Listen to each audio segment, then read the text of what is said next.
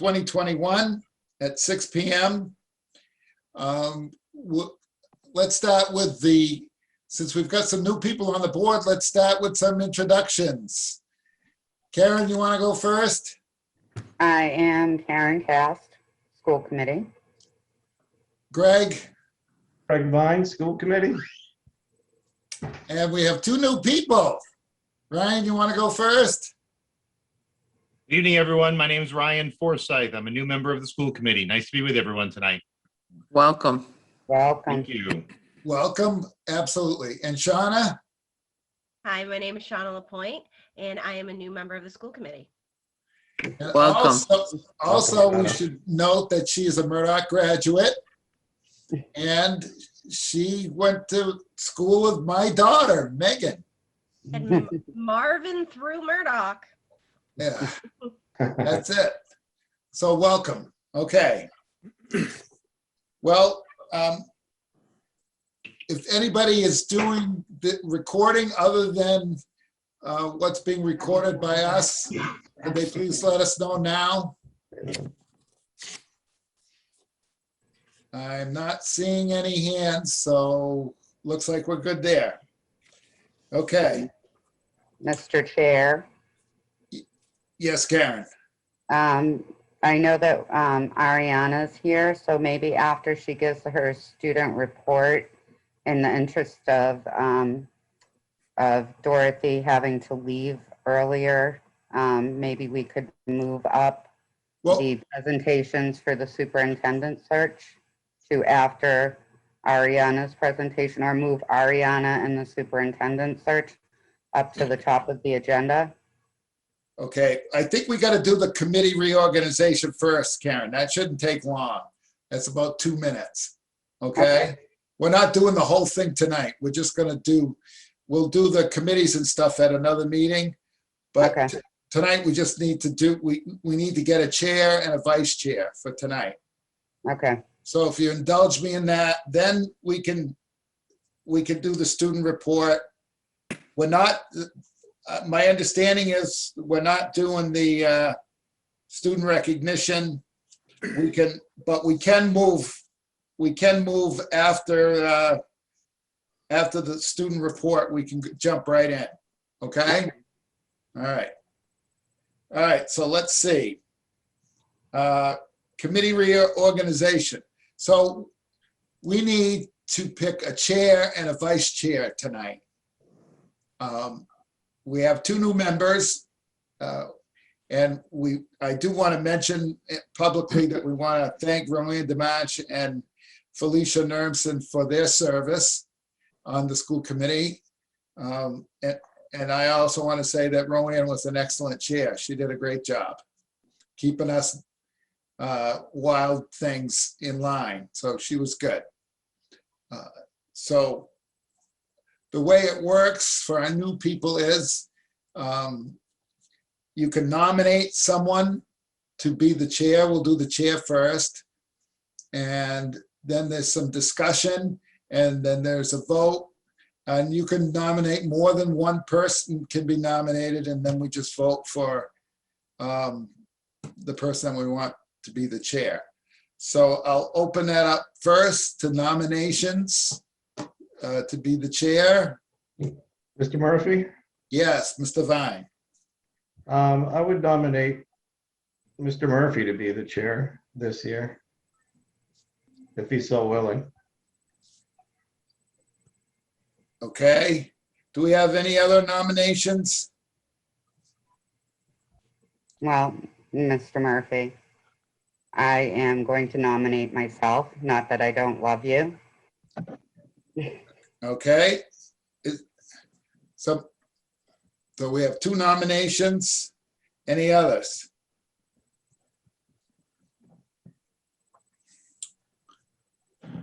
All right. Call for the vote. Yep, let's have a vote.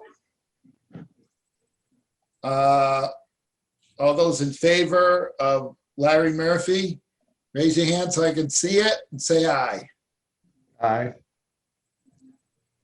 Okay, Greg's an aye. Shauna.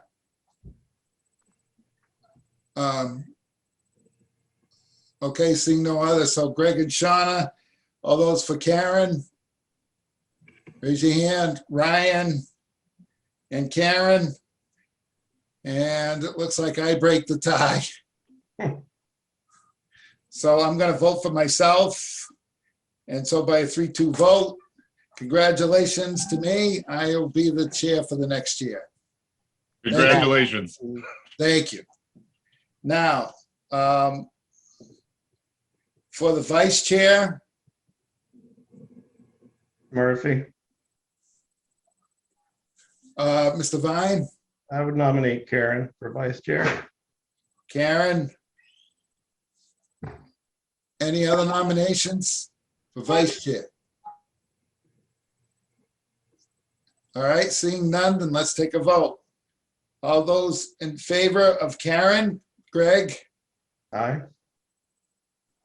Shauna? That's an aye. Ryan Aye. and Karen? Aye. And the chair votes aye. Karen's in. That's vice chair. Congratulations, Karen. Thank you. Congratulations. All right. So now we have a board. We're ready to go. The MHS student report. It's going to be a quick one, I hope, right, Ariana? I kind of. All right. No, I'm only teasing you. You can take as long as you want. Go ahead. I'll try to go as fast as I can. Good evening, everyone. Yesterday was the annual CDMASC conference for the Student Council. And because of COVID, instead of our usual in-person event, it was a virtual conference. And at this conference, we learned important skills on how to be better leaders. And next, I'm going to talk about our upcoming events in the school. So Key Club is sponsoring Kiss a Senior Goodbye for $1. Students or staff can send a message and a treat to a graduating senior. Orders can be taken at lunch or see your Google Classroom for details.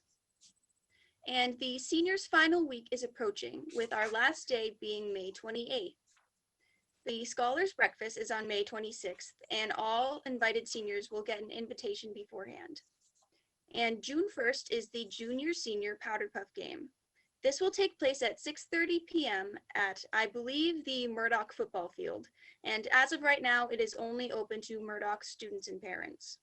And June 3rd is the Senior Awards Night. This will be at 6:30 p.m. and I believe only the senior class is allowed to attend, but the event will be live streamed so families can watch.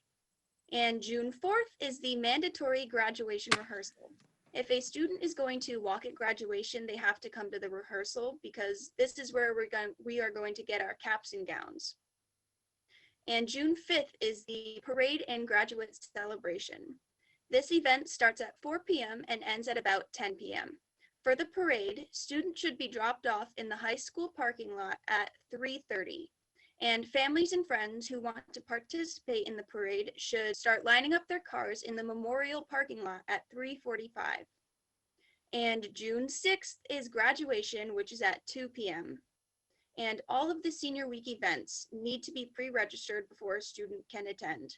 If your student can't find the registration, contact Ms. Rondeau. And finally, the Drama Club's production of the Brothers Grimm Spectaculathon is coming to an end of rehearsals. The showing of the play is hoping to be approved for June 12th at 1 p.m. in the gymnasium of Murdoch. And that's all I have for you tonight. Thanks, Ariana. Wow, that was excellent. You did very well, Ariana. Nice job. I'm so excited to see, the activities back in almost full force, almost. We're getting there, Mr. Murphy. Yeah, we're almost there this week, so it's almost there.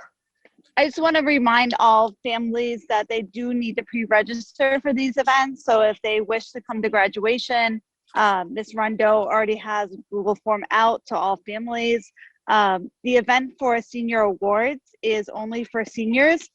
We can't accommodate families as well. So it's just for the senior students who are invited. Okay. Thank you, All Ariana. right, so, Karen, I think this would be an appropriate time for you to make your motion about moving. I think it's number 7 to number 4, if you want to make your motion. Is it number 4 or number 3? Well, I think we just did 3, right? Okay, so I would like to make the motion to move agenda Hey, item that's coming to you, boy. Be ready. to agenda item 4.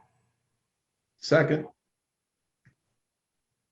Any discussion? Seeing no discussion, then let's take a vote. Greg, Aye. Shauna, Aye. Ryan, Karen, Aye. and the chair votes aye. So we will move to the superintendent search presentations by MASC and NESDEC. Where are you? Miss Pressler, where are you? I'm here. I'm not sure where I am on your screen, Oh, but Dorothy, there you are. All right, you're in the middle in the corner. So I am going to put you on my speaker view. There we go. Now I can see you. All right. So as I explained to you on the phone and explained to the people in the public, what we're doing is we talked about some options with doing a superintendent search. And one of those options was to hire some professionals to help us do the search. So I've invited 2 of those organizations today. One is Dorothy Presser from the Mass Association of School Committees. And then following her presentation, we will get a presentation from Randy Collins from NESDEC. And for the life of me, I can't remember what the acronym is for NESDEC, even though I've used them many times over the years of my career. But so Dorothy, I'm gonna turn it over to you, and you can make your presentation, and then we can have a couple minutes for questions from board members. And then Randy will be up right after you. And then we can chat a little bit about the search and options, okay? okay, that sounds good. And All right. please, my apologies, please bear with me. I'm sort of jumping into this, covering for Tracy Novick, who you would normally be talking to and can't be here tonight. We're sort of short-staffed at MASC this week, and so we're all trying to jump in and cover things.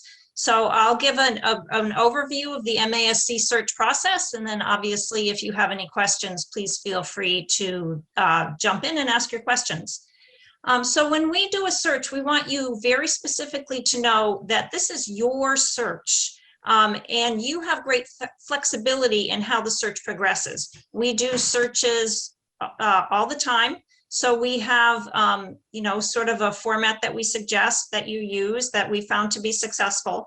But there's a lot of flexibility in that if you want to go do things a little bit differently. We've had also great success actually in, hopefully we're at the end of this environment where we're doing searches virtually, but we've been able to jump in, and even as we're coming out of COVID, sort of have searches that are virtual and part of them in person to make sure that we're accommodating the needs of the districts that we're talking with. We're here to do much of, or almost all of the administrative work so that you can concentrate your time and effort on making the decisions that are right for your district. We're representing you and your interests. We don't have a pool of candidates that we're trying to get jobs for. We are working for you to get the person in the job who's the best match for your district and where you want your district to go. We plan the search, we resolve any questions with you on procedures and protocols, and we advise you in a non-COVID world on site.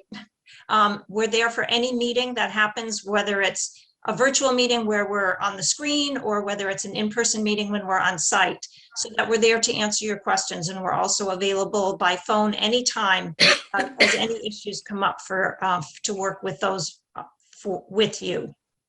So some of the key decisions that we work with you on are involving the preparation. We develop an online survey for your stakeholders and hold forums that provide you with the data that helps you understand what the community is looking for and thinking about in the next leader for the district. What are the challenges that they see in the district? What are the successes that they see? What does the next superintendent need to be a successful superintendent and to lead Winchendon to success?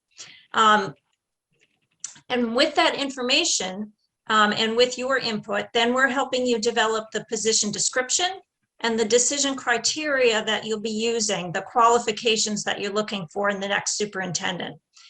We develop the advertising material for the search, the online material. We're actually finding more and more that districts are advertising only online and not printing material and saving the cost of doing that. Because most of the people that are looking for the jobs are finding the information about the positions online. We recruit very broadly as we're going through, as we're, when the advertising happens and we're going through the process. We have pretty large recruiting lists and contacts, including our website, where people know, people who are interested in Massachusetts superintendencies know they will find the jobs there. And we also have a network of the National Association of Superintendent Searchers through our contacts at the National School Boards Association. So the job is advertised very widely. Once the advertising, or while the advertising is going on, generally the committee is forming a preliminary screening committee, so that once that application deadline is passed, there's a screening committee that's going to be looking at the applications, deciding who to bring in as semifinalists for interviews, to pass those finalists, to determine who the finalists are, and then pass the process on to the school committee. So one of our responsibilities is that we prepare the search committee by giving them an orientation on their roles and responsibilities and the laws that they need to know about, like the open meeting law, the conflict of interest law, and the importance of confidentiality in the search process. Once the applications, once you're ready to advertise, we're preparing the applications for you, making it easily available to the applicants, and we're collecting all the application packages for you. So that's another part of the administration of the administrative part of the process that you don't need to be involved in. We can also screen and tier the applications if you wish, according to the criteria that you develop. That's up to you whether we do that or whether the screening committee takes on that responsibility. We assist the screening committee in preparing for the interviews, and we act as a liaison between the screening committee and the candidates. So that the candidates are talking to MASC, not to anyone in the district. And then once the screening committee has finished its work, again, we're communicating with the candidates that have been interviewed about their status and facilitating anything in that interview process that you request. Once the screening committee has finished its work, then the process moves to a public process. The school committee takes it over. So that's public interviews and site visits and the final steps involved there. We work with the school committee to prepare for that final interview and for the deliberation that follows in selecting the superintendent. We assist in organizing the site visits. They sort of mirror each other, happen two ways. There's site visits to the candidate's district on the part of the school committee, and there are site visits of the candidate to Winchendon. And we help organize all the steps involved in that process, so the site visits can get you the information that you're looking for on the candidates, and you can have that opportunity for the community to see the candidates and give you some feedback, along with your own impressions and opinions that you gather about the candidates. And we're always trying to keep you focused on back to what did you determine at the beginning of the process was that you were looking for in the superintendent, so you can stay focused on that goal of finding that match of what you've defined as success for the candidate and for the district as you select that final candidate. We assist in reference checks, and we are present at all the final interviews. And again, we're the liaison with the candidates in setting up that whole process and in the interview process. After the selection, we're a resource to help you with contracting. And we also can be present if you wish for follow-up workshops to help get that new team established and ready to be up and running, the school committee superintendent team, as that superintendent comes aboard and is learning about the district and starting to work with the school committee. So that's a really brief overview of the process. Larry, I know in a quick email you sent me earlier, you were asking about timelines. Do you want to just tell me a little bit more about that? Yes. Well, obviously, we would like to get someone in as soon as we can. And my understanding is that usually a process would take how long? How long does a normal process take? Well, I mean, the time it takes can vary from short, if there are steps that you feel comfortable not going along with fully. Yeah. If the full, like soup to nuts would probably be 3 to 4 months. And if you are going to perhaps not do the focus groups and get advertising right away, you would cut some time off that process. We actually find that the amount of time from when you advertise the position to having the deadline for applications to get in, I should probably never be longer than a month. It could be a little shorter. We find that the vast majority of the applications always come in the last few days. So whether you give people a month or 6 weeks really doesn't matter. They're going to see that deadline and get their application in. So an expedited search you could probably do very quickly. I think one of the things you need to think about is, I know you said in your email September 1st that someone that you hire is likely to have to give notice to where they're leaving. So you could have, you probably might be difficult to have someone start right on September 1st, but it would probably be sometime in the early fall that you could do that. Okay. Does that answer your question? I think so. So a reasonable amount of time, because we probably have the same problem with January 1st, wouldn't we? If we picked a candidate, most of the candidates would be working for another district. Oh, well, yeah, but I guess they usually have in their contract a number of days of notice, 60 days, 90 days of notice. Right. So if you're starting your search now or sometime, then January is not a problem from that notice standpoint. They would be able to give that notice. Okay. All right. Are there questions from other members of the board for, you didn't mention the cost, Dorothy. The cost for the search is $10,500. There's also there's some expenses that would be on top of that. If you are printing any materials, the printing cost would be, that whatever the printing and mailing cost is would be added to that. If there's mileage for staff expenses, but we cap that at $2,500. So you would never be charged more than $2,500 for any mailing expenses and staff expenses. So we would be looking at a cost of $13,000. Tops. Yeah. Okay. The basic cost is $10,500. Okay. Do we have questions from other people on the board? Mr. Chair? Yes, Greg, go ahead. Sort of a tough question, Dorothy, and I don't know if you can answer it or even feel comfortable answering it. But I'm wondering of any searches that you may be involved in presently or recently, whether you have any sense about the depth of the field of candidates that's out there, and Just sort of a subjective Yeah, so I would say, yeah. a subjective assessment of the quality of the candidates that are out there. I would say that the majority of candidates in any pool are not sitting superintendents. There are people that are ready to move up to the superintendency. And there are some very fine people in those pools.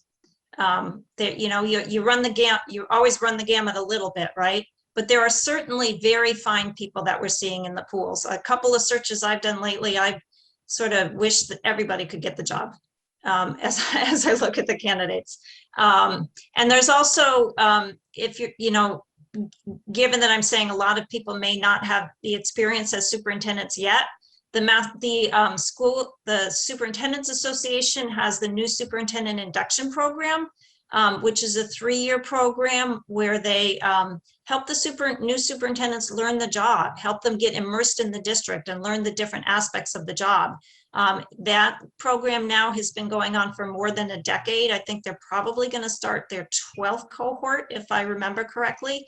And my experience in watching those new superintendents enter the field is they're having a lot of success in getting immersed in the district and staying in the district and building those good relationships and foundations. Does that answer your question?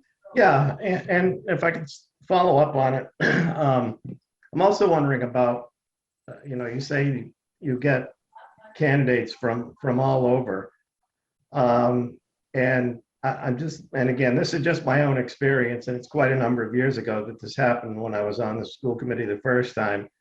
We did a superintendent search, and I and a community member got sent to Billings, Montana for a site visit. Somebody else got sent down to suburban Atlanta for a site visit, and we ended up hiring someone from Petersham. And I mean, I guess there are fantastic candidates all over the country, but I wouldn't want to waste the district's money flying all over the place looking for a candidate again. So let me backtrack a little. We advertise widely. That doesn't mean that the candidates we get are far flung. Yeah. Where you're located, you're like most of the out-of-state candidates that I see come from neighboring New England states. So there you're not. And what I have seen this year, it's actually, a nice trip, but yeah, what I have seen this year actually is a few more candidates that are in the COVID world are further away. Nobody had to make a trip anyplace. Nobody could have made a trip anyplace. Right. And some of those most of the rationale was, I'm deciding this has changed my outlook, this pandemic, and I want to be closer to family. So that was a lot of the rationale for wanting to maybe relocate to Massachusetts. So I don't know if we'll continue to see that, but also the fact that we're all much more adept at now using Zoom and other virtual platforms to do at least some of those initial, you may want, if you have someone from Billings, Montana in this environment, you may choose to fly them here for their interview, but you could do the site visit virtually. Sure. Thank you. Anybody else, any other board member have a question that they'd like to ask? Mr. Chair, this is Ryan. Okay, Ryan, go ahead. Dorothy, thank you very much for being here tonight and for the presentation. I think that was great. There was only one thing that you mentioned that I had a question about, and that was reference checks. I believe you phrased it that you assist with reference checks. I want to know what assist means. Is that conduction of the reference checks or support for the committee to produce to conduct them? It's basically what you choose to have us do.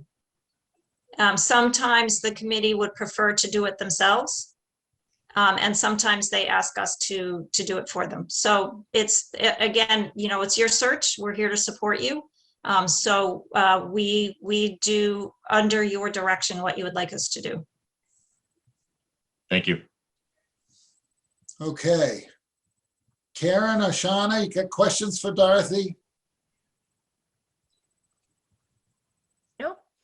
Okay, so, You did very well. Thank you, all Dorothy. right, that was very comprehensive, Dorothy. I appreciate it. You did a great job.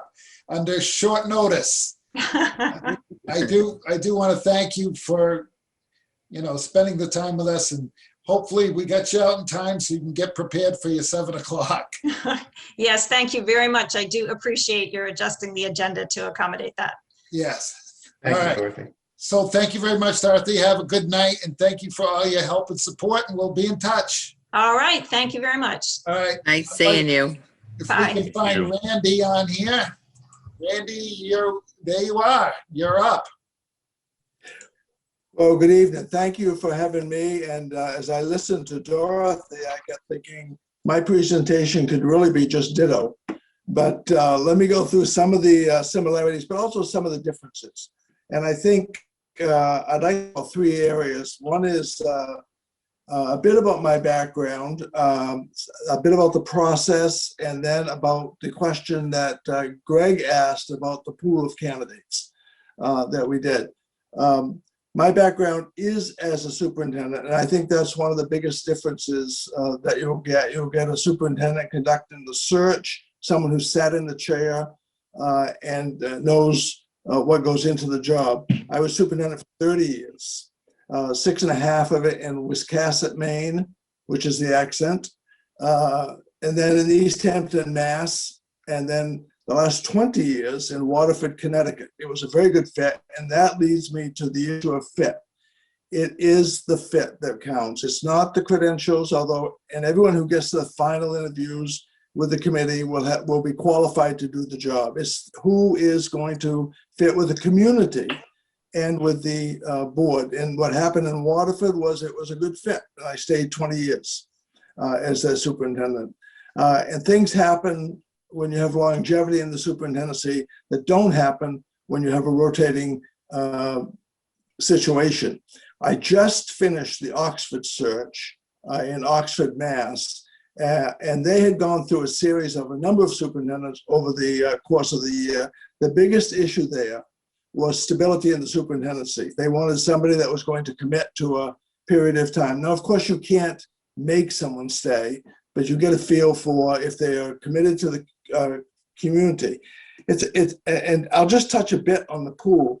They ended up hiring the principal at Tantascwa, Mike Lucas, who had been at Tantascwa for 12 years. He was not a sitting superintendent. There were sitting superintendents in the pool. He was not one, but he was a fit for them. He really clicked, and they liked him, and the community liked him, and he will do a great job there. Other searches that I've done, before I get back to some of the background, I did Concord, Carlisle. I did Carlisle, Franklin, Mass, and most recently Oxford. Those are the ones that come to mind. And you're welcome to call any of those people.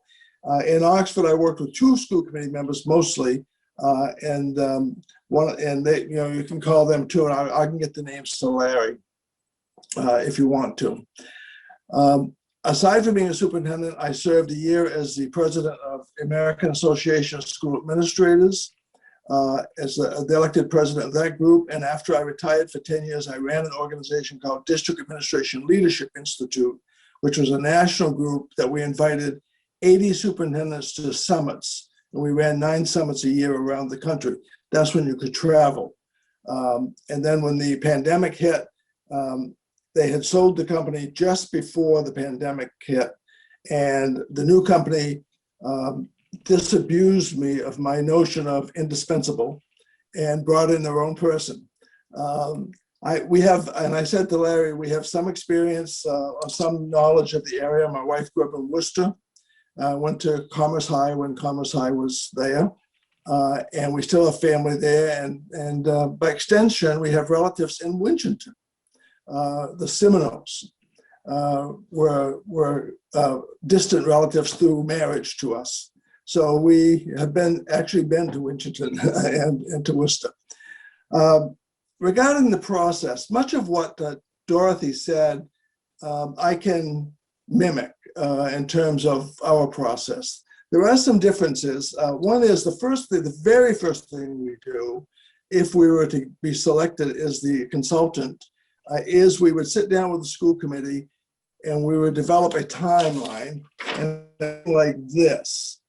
And what it does is it begins from the day we're selected to the selection of the superintendent. And we'll list dates of things that are to be accomplished. And we did this, and I'll use an example. We did this in Oxford, and we met every date, even with the pandemic that was going on, and we met the timeline in the end. We began the search there. I think it was Larry that did our search. We began the search in earnest there in January, and on May 10th they hired. So it took a little more than 4 months, 5 months, I would say. And it was not a rushed search. I would caution you not to consider skipping steps in the process. All the steps are designed for a purpose. And so once we set the timeline with the school committee, my job then will be to fashion a letter regarding Winchton and Winchton Public Schools, get the input from the committee, get the approval of the committee, and get that out in terms of advertising. Dorothy's right, much of the advertising these days is online and through social media and through connections. And NESDEC stands for New England School Development Council. And there's a national group that we have, just like MASC does. We go to them, we go to AASA's website, their job search, and a few other places. Print, there's some problems with print today. Number one, it's exceedingly expensive. Number two, there's a lag time to get something printed into a newspaper. And number three, the return on the investment is not great. You don't get a lot of candidates on it. So once we get the ad out there, I'll then begin meeting with what we call focus groups. I can do this virtually. I can do it in person. I prefer in person. What we do is we ask them 3 questions. We ask them, what are the strengths? Why would someone want to come to Winchton? What are the strengths of the school system? What are the areas that they're proud of? What would they, if they were selling the town to this candidate, what would they mention? What would they put forth? Secondly, what challenges will the new superintendent face in the first year or two? Oftentimes it's an accreditation coming, or a big one these days is how we're going to deal with the lag in learning because of the remote and online. How's he going to do that? Another one, and he or she, and how to fit it into the transition plan. And then the third one is, and the most important one from people's point of view, is what are the characteristics you want to see in a superintendent? Always visibility. And no one's ever said, we hope we get a superintendent that stays in the office and doesn't ever show up out in the schools. No one says that. Visibility is a big one. And then there's certain things in particular to your town. And in Oxford's case, it was longevity and stability, if you do that. And while that's going on, we run a survey in town and we encourage people to fill it out. And it goes through similar things that we're doing in focus groups. Focus groups can be staff, community leaders, parents, students, and anyone that you wish. In addition to focus groups, you will tell me that you want me to call I'm not sure what form of government you have in Winchton. You want me to call the town manager or the first selectman and talk to them, or the Rotary is important, or churches are important in some community. But you'll have to guide me on that because I don't know Winchton as well as you do. And so you'll have to guide me to do that. And then I put together all the focus group notes, all the survey notes, and we present it to you with what were the top 2 or 3 or 4 areas that stood out across the whole horizon of those discussions. And we list them as these are the 3 most important areas that we discovered. But we also give you all of the comments that were made on the surveys. So you'll get all the comments, every single one of them. that were made on comments. We don't correct them. We don't correct the grammar or the syntax or any of that stuff. We just give you the comments. Occasionally, there will be a comment that's very inappropriate. It will be a personal comment about someone. It will be a racist or a sexist comment. We will take that out and present it to the school committee separately and let them decide if they want to include it in the final report that goes out. That's but occasionally it does happen. And when that does happen, it makes a very personal comment. We don't leave it in there. We go to the school committee and say, should it stay in there? And sometimes they say yes, sometimes they say no. And after the profile is done, we begin to work with you to screen the applications. In the old days, and I'm old enough to think of the old days, there was this whole big thing about confidentiality and not sharing applications and screening them for you and all that. All that's gone. You will have a website where you have access to every application that came in. And I will sit with the school committee or the screening committee, whichever you have, and go through the applications. And if you want, I will provide recommendations and explain why I provided them. Doesn't mean you have to go with them. You may go with them, you may add to them, you may delete some of them. But it's an open discussion of the candidates, and you see all the completed applications.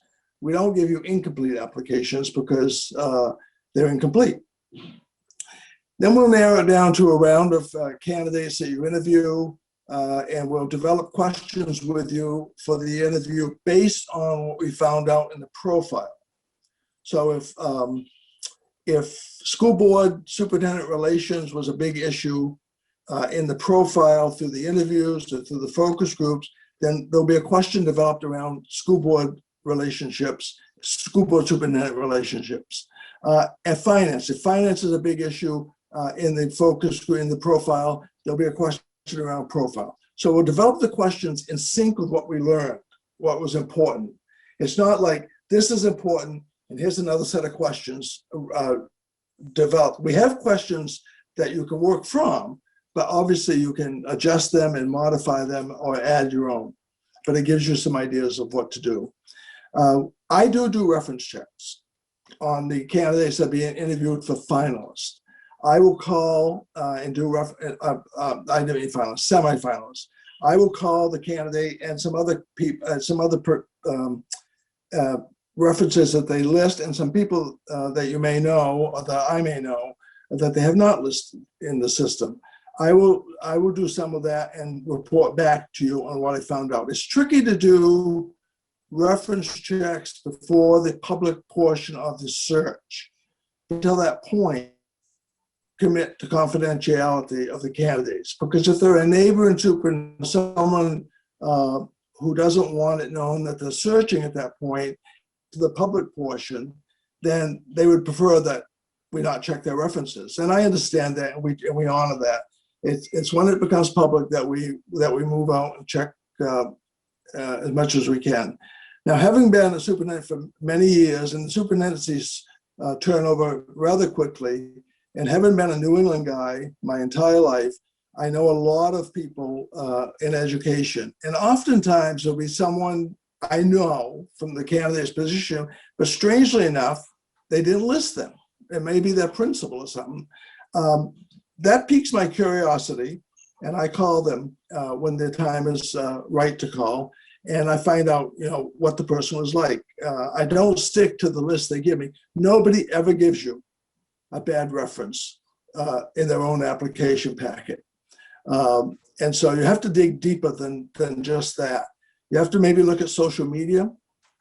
These days, it's a tricky thing, and you have to, and I do that as much as I can in LinkedIn and Facebook and other things. I try to find out as much as I can. Anyway, I do some of that. You also do some of that.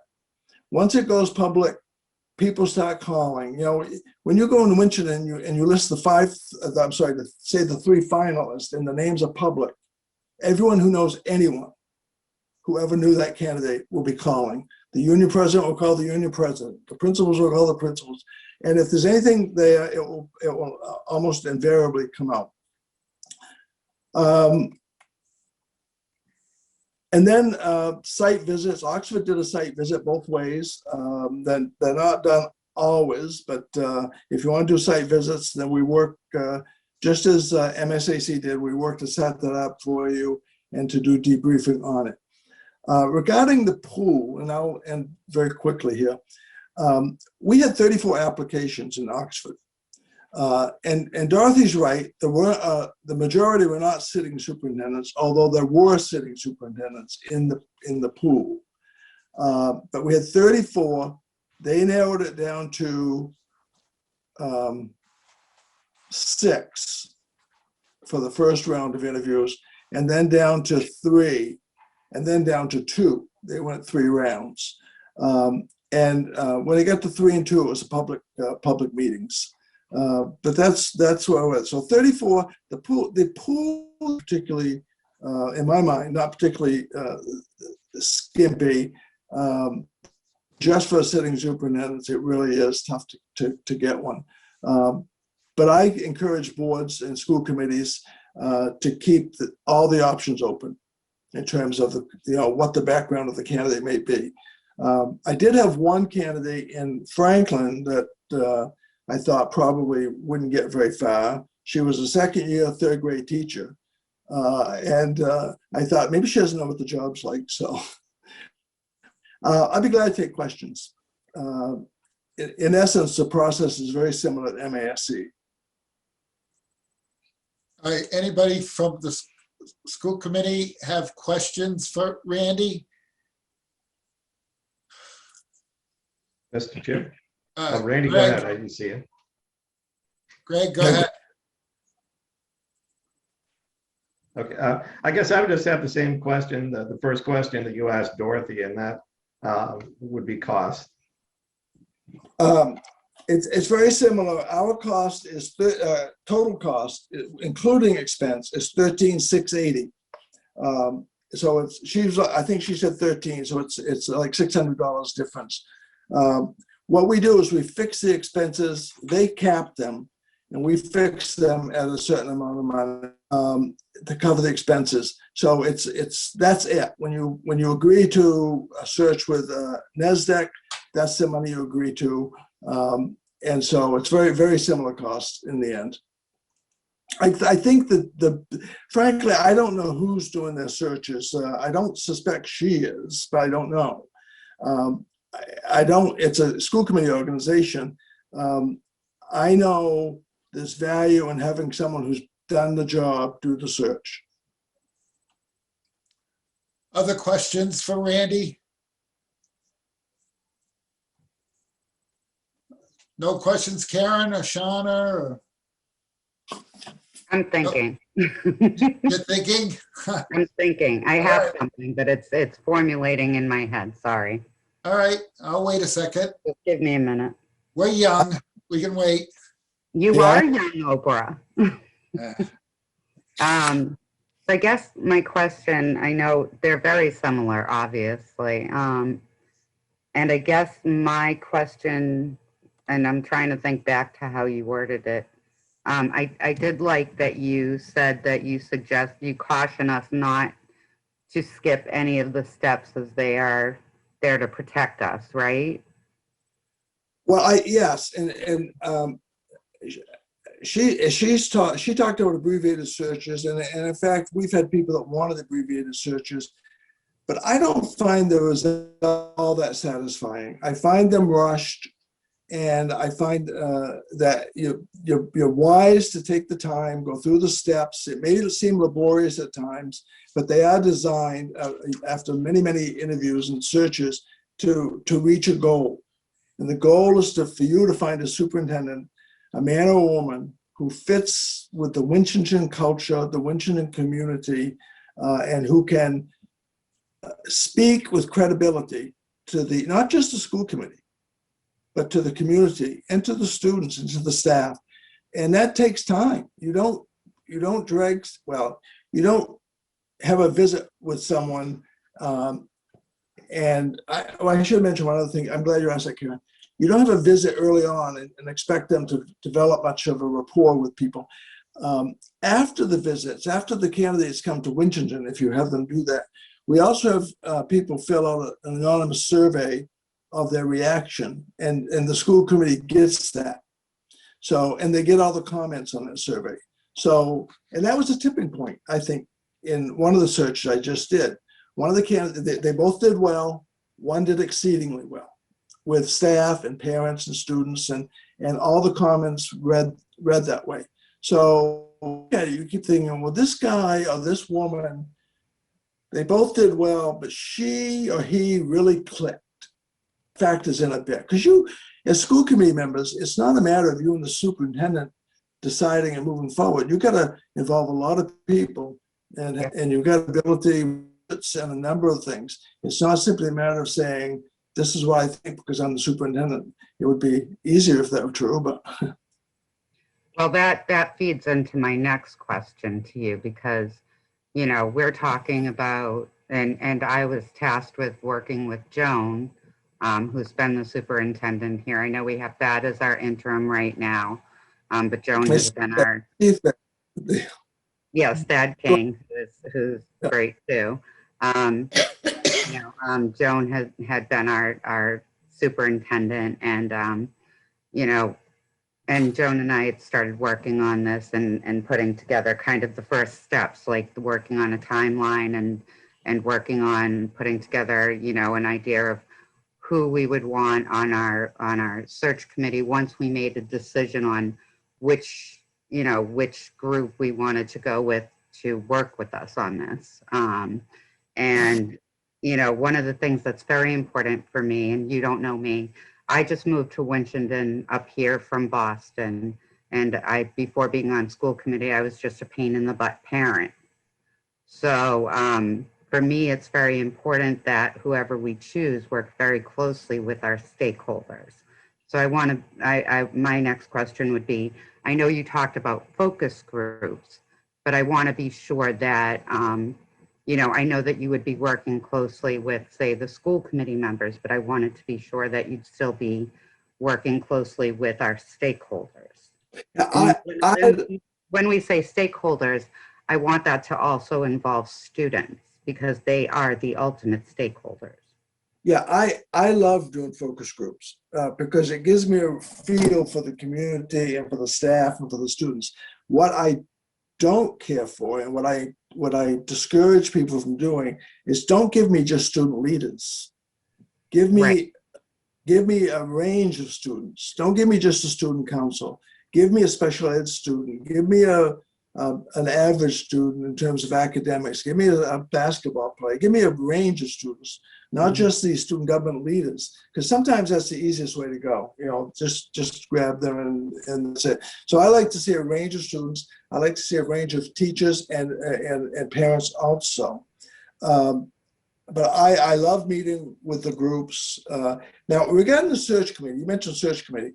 If Winchendon were to decide to go to the search committee, then and that's a wise way to go in Massachusetts because of the law, then in fact, all of the preliminary work up to the school committee could be in a confidential basis and protect people's application from public, if you will, at that point. But not forever. But on a search committee should never be a majority of the school committee. No, I wouldn't want to see any of the school committee on it, honestly. Well, sometimes they have 2 on and sometimes they have none on. So it's up to you which you have on, but you should not have 3 on. Right. That would be a majority of us, so that couldn't even, we'd have to have a public meeting. Exactly. Right. So, I mean, I don't think that would even be allowable.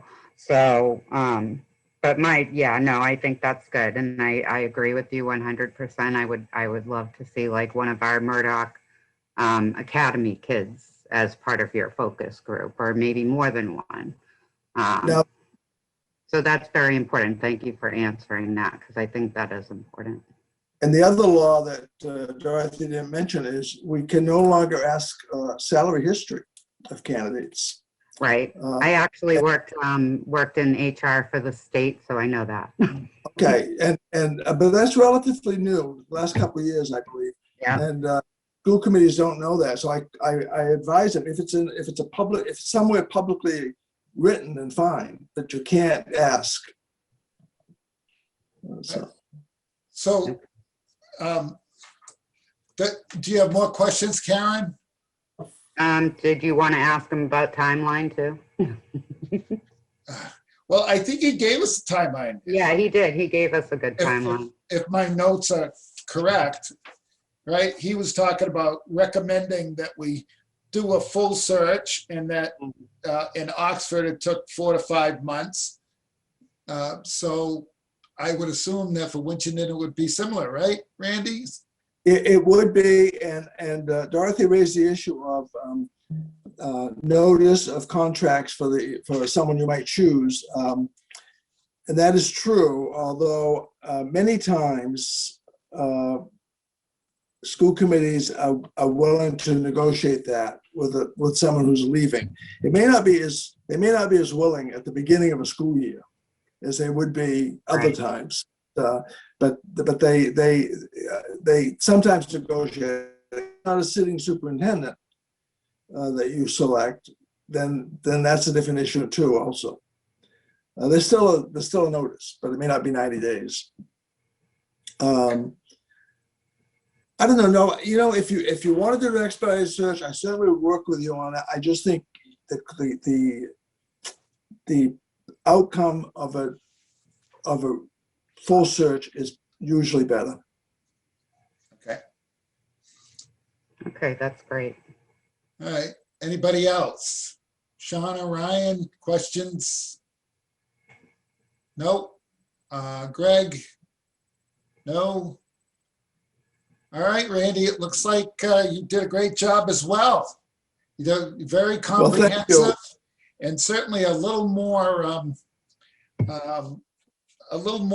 of your background and experience that helps broaden our picture of what the search will look like and how your experience can help.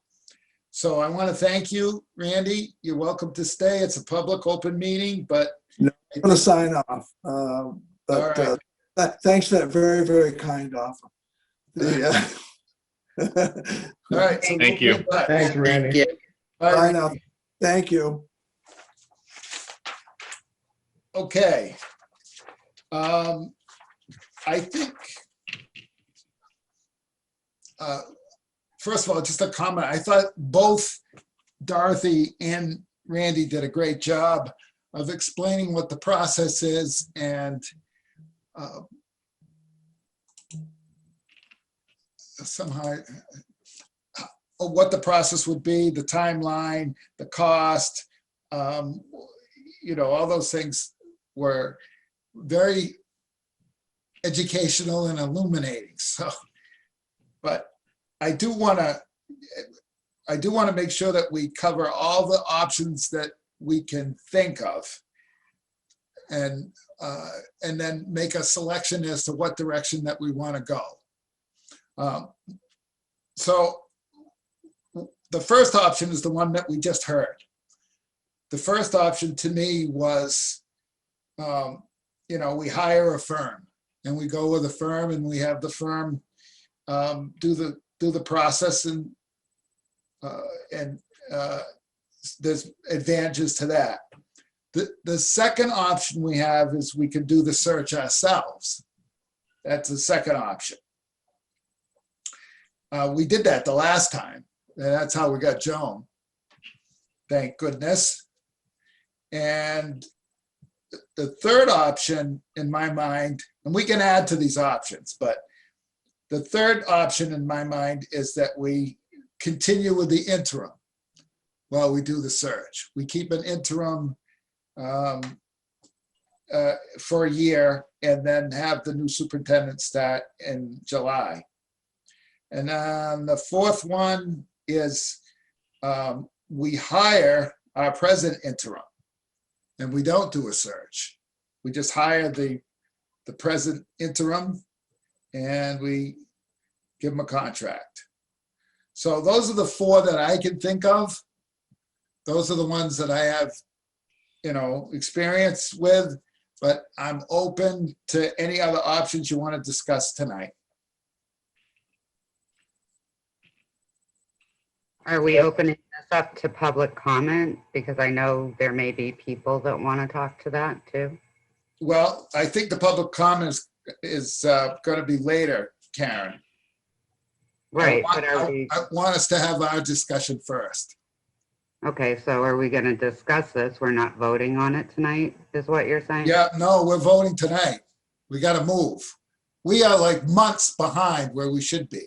Right, I understand that, but I think we should also hear the public comment before we vote. Well, If they, let's do ours first, okay? And then we Okay. can listen. Yeah, because I think that needs to be handled very carefully for a number of reasons. One, I'm a little- possibly discussing personnel. We have to be careful not to cross that line in public. And also, we can't go back and forth for hours. It's going to be something that needs to be carefully considered as to how the discussion goes forward. We can't be arguing well, back we're and just forth all night. are we discussing the options of what to do regarding a superintendent search? If we're discussing what we should do, Yeah, we have I to mean, caution. I know, I'm talking about the public comment part of it. right, but I mean, if, and I don't know for sure, but if there are people that want, because it was on the agenda, we don't know if people are commenting on the superintendent search piece. Mhm. If they are, we need to give them that possibility. Yeah, if they want to make a comment, like, I have no problem with that, but we can't get into a back and forth with people all night. No, that's not what I'm saying at all. Okay, all right. No. I'm No. just saying that we should hear them out before we take a vote. Okay. Yeah, That so was all. as I said, Karen, I think the way I'd like to proceed is for us to have our discussion. Then we can open it to public comment. And, you know, we should put a time limit on the comment. As Greg said, I don't think we want to listen to, you know, be here for hours listening to public comment, but we can listen to some comment. And then at the end, we can take a vote on which one we want. No, absolutely. So again, let me repeat the options. And again, if anyone's got a fifth option, I'll certainly add it to the list. Hire a firm. Do the search ourselves. Do an interim for a year while we do the search. Hire the present interim. And don't do a search. Those are the four on the table. So, Mr. Chair, yes, Ryan. I believe option number 3 and option number 4 are relatively similar. Option number 4 was to hire the current interim.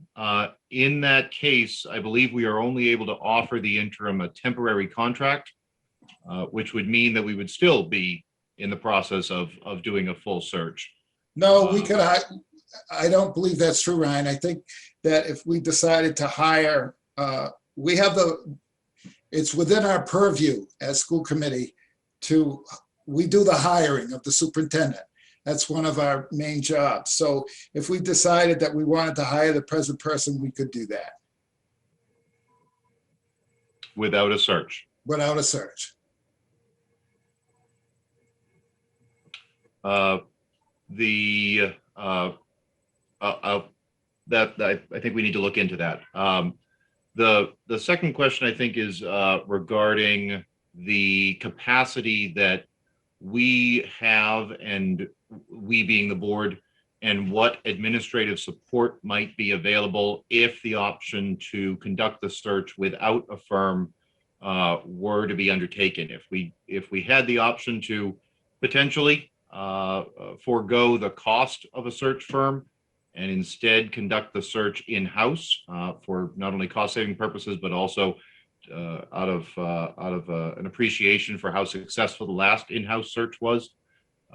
What capacity would we have, and what resources might we have, either through the school administration or otherwise, to handle things like evaluation of credentials, coordinating of schedules, I'm curious as to others' thoughts about whether or not we could handle that even in-house. Well, it's, as you heard tonight, it is a massive undertaking.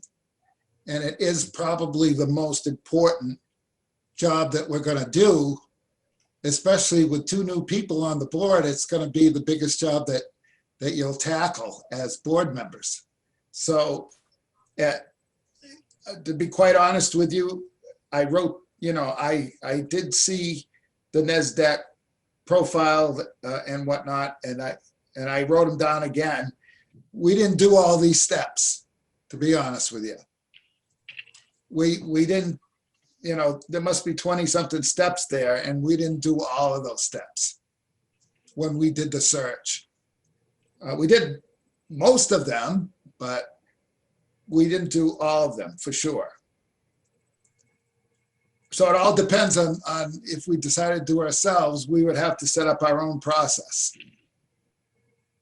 And it all depends as far as administrative support.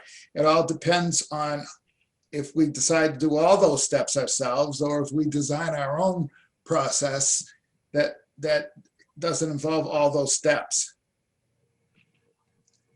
We'd also be getting into HR issues and everything else. And I have an HR background, and I don't think you want to tangle with that right now. Honestly, that's just my opinion. Yep. And I'm just saying that with an HR background, I don't want to tangle with that. I mean, when Roanne asked me to look into putting together, a committee to start drafting maybe, the possibility of what we wanted to look for in the superintendent, that was kind of what we were thinking, in whether we were going to maybe put together something so then we could hire somebody. That's what we were going to look at, the possibilities of hiring, or whether we were going to do it ourselves. But as much as I know, I hate spending school money on anything. I really don't want to spend, $13,000-$14,000 on a search group. But I think that, given the amount of administrative, because basically we would have to do it voluntarily, because we do not have enough administrative support in our district for the people that need it now, not for our superintendent staff, not for our central office, not for our school buildings. We cannot ask them to do any more. So we would need to take this work on ourselves. And I don't know that anybody has that ability to do that. And I'm willing to do a lot. I really am. But we all have lives and families and everything else too. So I don't know that anybody can take that on. All valid comments, Karen, all valid. Right. Yes, And it's a momentous task. And that's Right. that's why I say that, we just were not capable of doing all those steps that were mentioned tonight. Right. And I think doing anything less than those steps would be a disservice to our families and to what we want Winchendon Public Schools to be. I mean, we want this school district to move forward. And I think that if we do anything less than giving our best as a school committee to the search, and, whoever our finalists might be, Yeah. that's fine. But I But mean, yet, all right, Shauna's got her hand up. Go ahead. So as a school district employee in another district, I'm concerned about the timeline and being a district that starts the school in September without a superintendent could be potentially very harmful to our district. We work with the support SSOS, and they do a lot of connections with the central office staff. We have schools performing under the bottom 10th percentile. We need a leadership there continuously. We need to have somebody there. We can't have another role put onto our principals they need to be focusing on their schools and the students in our schools. So I'm concerned about going into a search right now for September and not getting somebody till January. Okay. All right. Mr. Chairman, Yes, Greg, go ahead. I'm just going to throw this out there, and people can take shots at it however vigorously they would like to. But I don't see the benefit of hiring a firm, first of all, to do a search. I mean, there are benefits to it, but I don't see the benefit of spending the money when, in my heart, I don't think we really need to. Quite frankly, that I'm looking at a couple of comments that both Dorothy and Randy made regarding the field of candidates that's out there right now. Both seem to concur that most of the candidates that are out there have not been in the superintendent's chair. And so I've never held the position, and they may have a good idea of what the job entails, but I've never had to make the decisions that a superintendent has to make. One of the things that Randy also said was that it's very important to make sure that the successful candidate is a good fit, that they're going to fit Winchendon culture and the community. And he also stressed the importance of stability. And then finally, he talked about characteristics. You need to know the characteristics of the candidates. And from where I stand, you can't really know the characteristics of an individual until you've worked with them.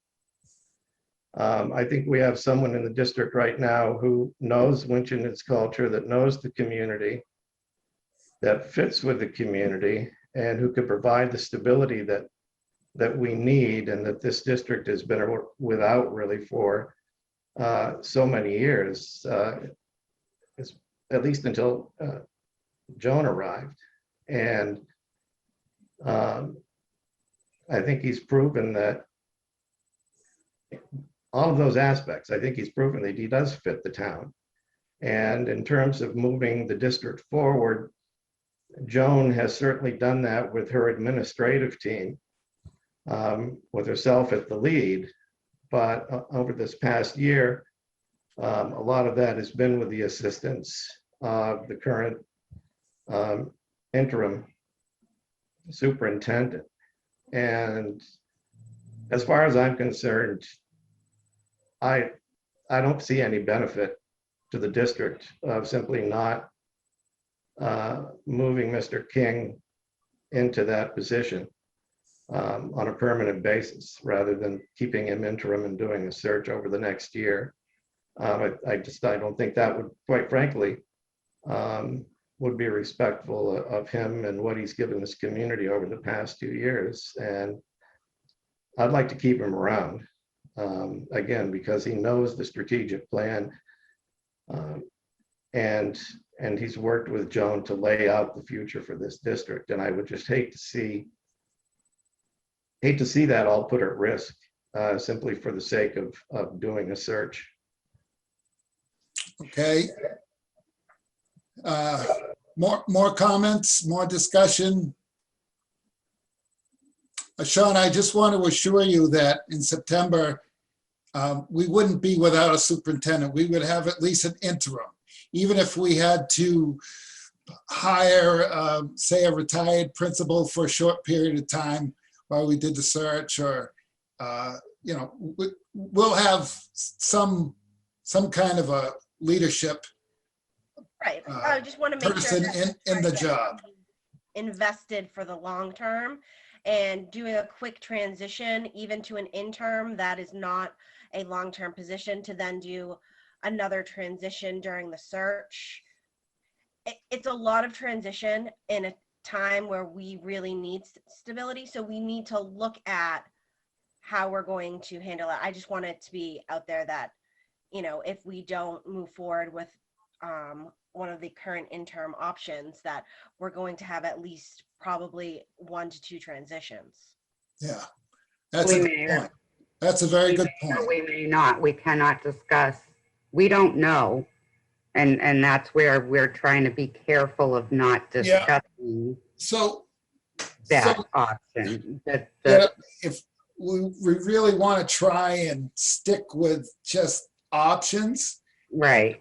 uh, And I'd let's like talk to, about the options, because my whole point was that we don't know the future of interims and whatnot. You know, they could get a job and go somewhere else.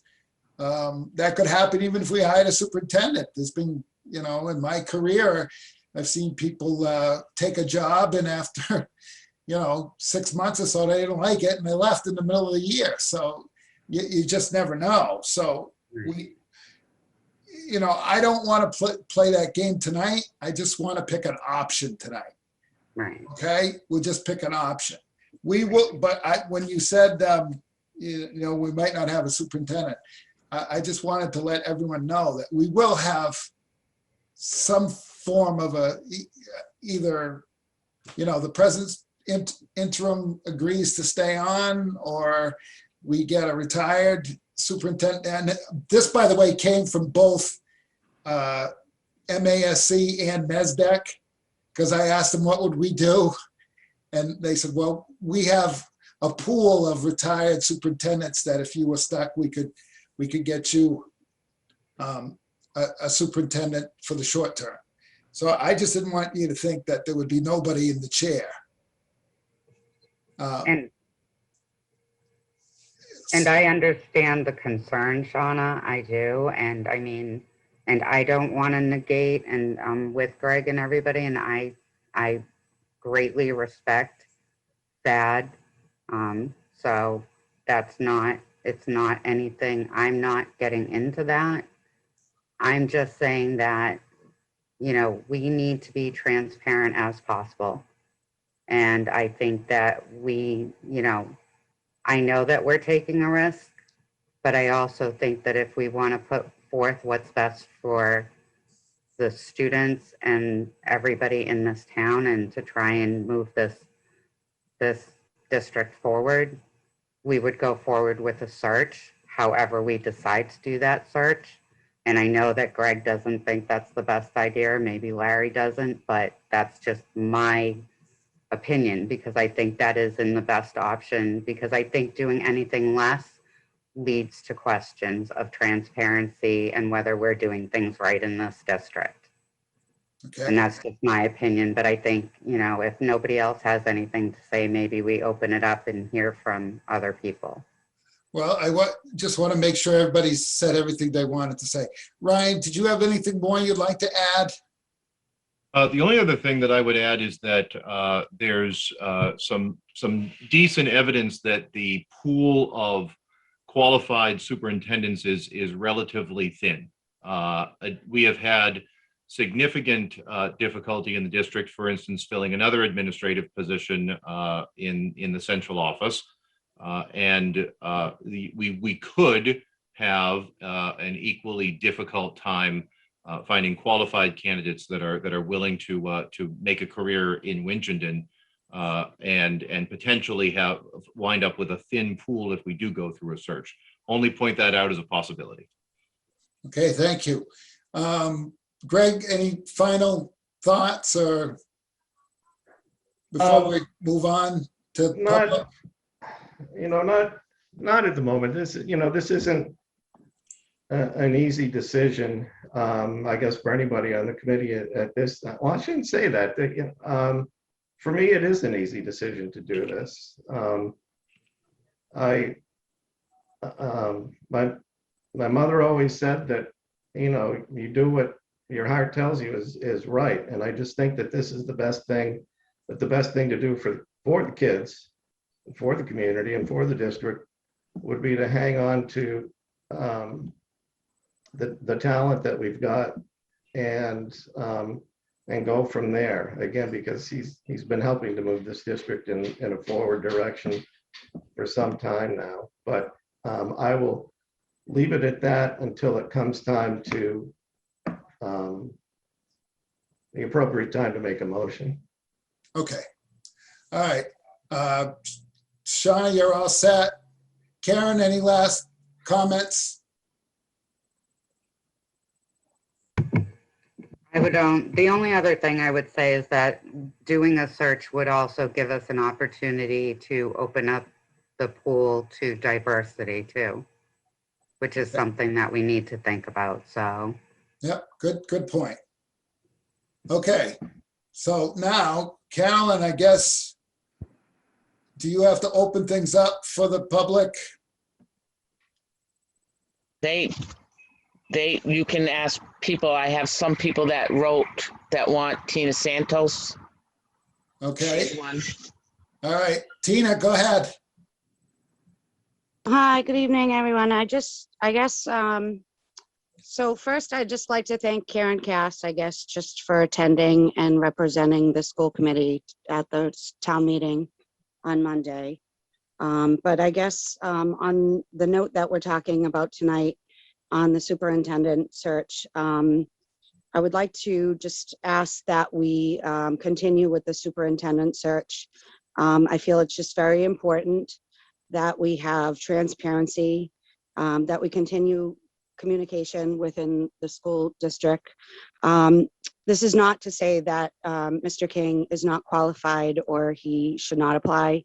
I feel he's great with the kids. He has been a wonderful asset to our school district.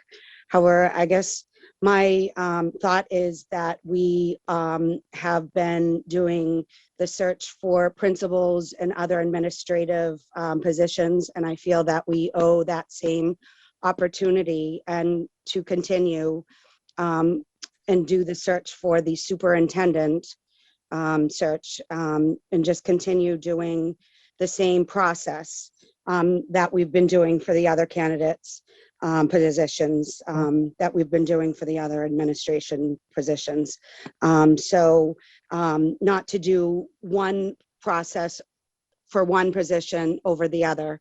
And then two, we've had a lot of turnover with our— Raise your hand on the thing. lower my hand, sorry. We've had a lot of turnover with our superintendents throughout the year. So, you know, I think it's really important that we do this search, and you know, again, this is not in any negativity towards Mr. King in any way. But I highly suggest that he apply and such. And, you know, like I said, you know, perhaps, you know, we can go, you know, have him be a final candidate, etc. But I feel that we just, you know, if we're going through the other administrative positions, I feel that we need to give that opportunity to continue with that process for this position as well. And then also I just feel that we owe it to our district to, you know, to find somebody that is really, we have had a lot of issues, or I shouldn't say issues, I guess, but we've, you know, with budgeting and budget cuts and so forth. So we really need somebody that is really familiar with that. So, you know, I like I said, we just, without rambling on, I guess we just owe it to our district to do the right thing, and by continuing the process that we're doing with the other administration. Thank you, Tina. So, thank you. Appreciate it. You made some excellent points. I see Danielle Lapointe's hand up. Danielle Lapointe. Hi, can you hear me now? I can hear you now. So I first want to say that I think like everything that is said, I agree with in some aspects. The other thing I think we need to think about, which I guess may seem minor, but in many ways it's not, is morale of the community, and as well as in the school community. I think and again, this has nothing to do with Mr. King. Everything I've heard, he's doing a fabulous job, and I would be happy to see him stay on and continue steering our ship. But I think when we make certain decisions out of convenience or out of thinking about hurting someone's feelings, for lack of a better word, we kind of miss the inner dynamic of what can be going on, like within the school community. I think if we just kind of shoe in our person, you know, I don't think it does. I don't think there's any benefit in terms of bolstering or fixing like relationships that might be fractured or morale, you know, because Winchendon certainly has a reputation. They just always stick in their people. You know, it's kind of a bureaucracy or a pecking order, or who do you know, or who you playing with in the sandbox. And I just think, again, I know it might sound minor to some people, but I really think it's a big, big, big factor that we need to think about when making a huge decision like this. I would personally hope, not that it's my decision, but I would hope that we ask Mr. King to stay on as an interim, perhaps for a year or whatever length of time while we open that search. And I would hope that Mr. King would put his name in because he is vested in us for a long time and wants to see this through. So that's all. All right. Thank you, Danielle. Thanks for letting me speak. You're welcome. Do we have somebody else? Mr. Murphy. Mo Ward. Thank you, Mr. Murphy. In response to Mr. Forsyth's comment earlier about going out for a search, I believe, check with legal, that you have to post internally for 5 days, and that's your only requirement. You do not have to do an outside search. But right now, this district is going in the right direction. With the current administration, they know where all the skeletons are buried.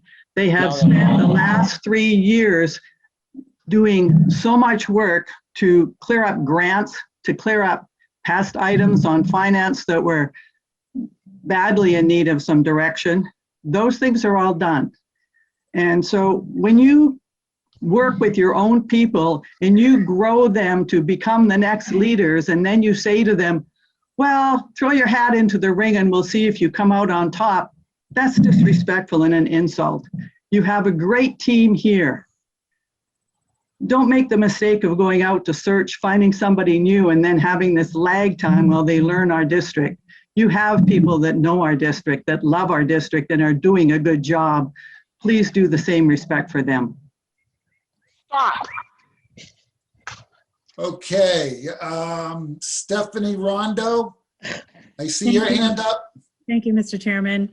As a teacher here in the district, I have been here 17 years now, and I do want to just speak to a couple of things. We talk about morale and we talk about consistency, and we have had a lot of turnover in our administration. As long as I've been here, the longest a superintendent has ever stayed is 3 years. And, you know, I just want to throw my 2 cents in as a long-term teacher, a coach, an advisor. I feel like we are, to echo what Mo just said, we are on the right track right now. We have people who are invested in the district, and I really sincerely hope that you give those persons consideration when you're going forward. And I understand if you legally have to do a search, I completely understand, but I, want to throw a vote towards what we have going on right now and make sure that it is in the best interest of the kids. This administration has done nothing if not helped our kids in any way that they can. Anytime I have gone to them and asked for something for our students, they have found a way to make that happen. And so I thank you for letting me say my piece, and that's all I'm gonna say. Thank you. Okay, thank you, Ms. Rondo. Anybody else? Danielle, is your hand still up, or is it just you didn't take it off? I'm sorry, my bad.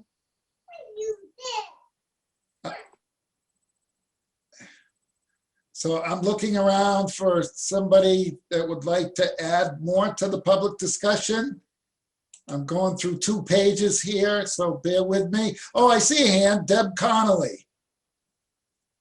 Go ahead, Deb.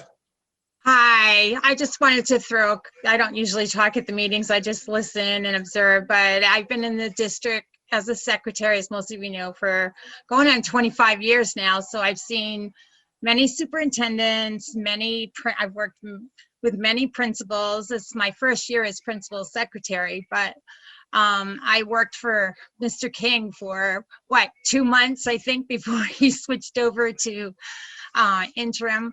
And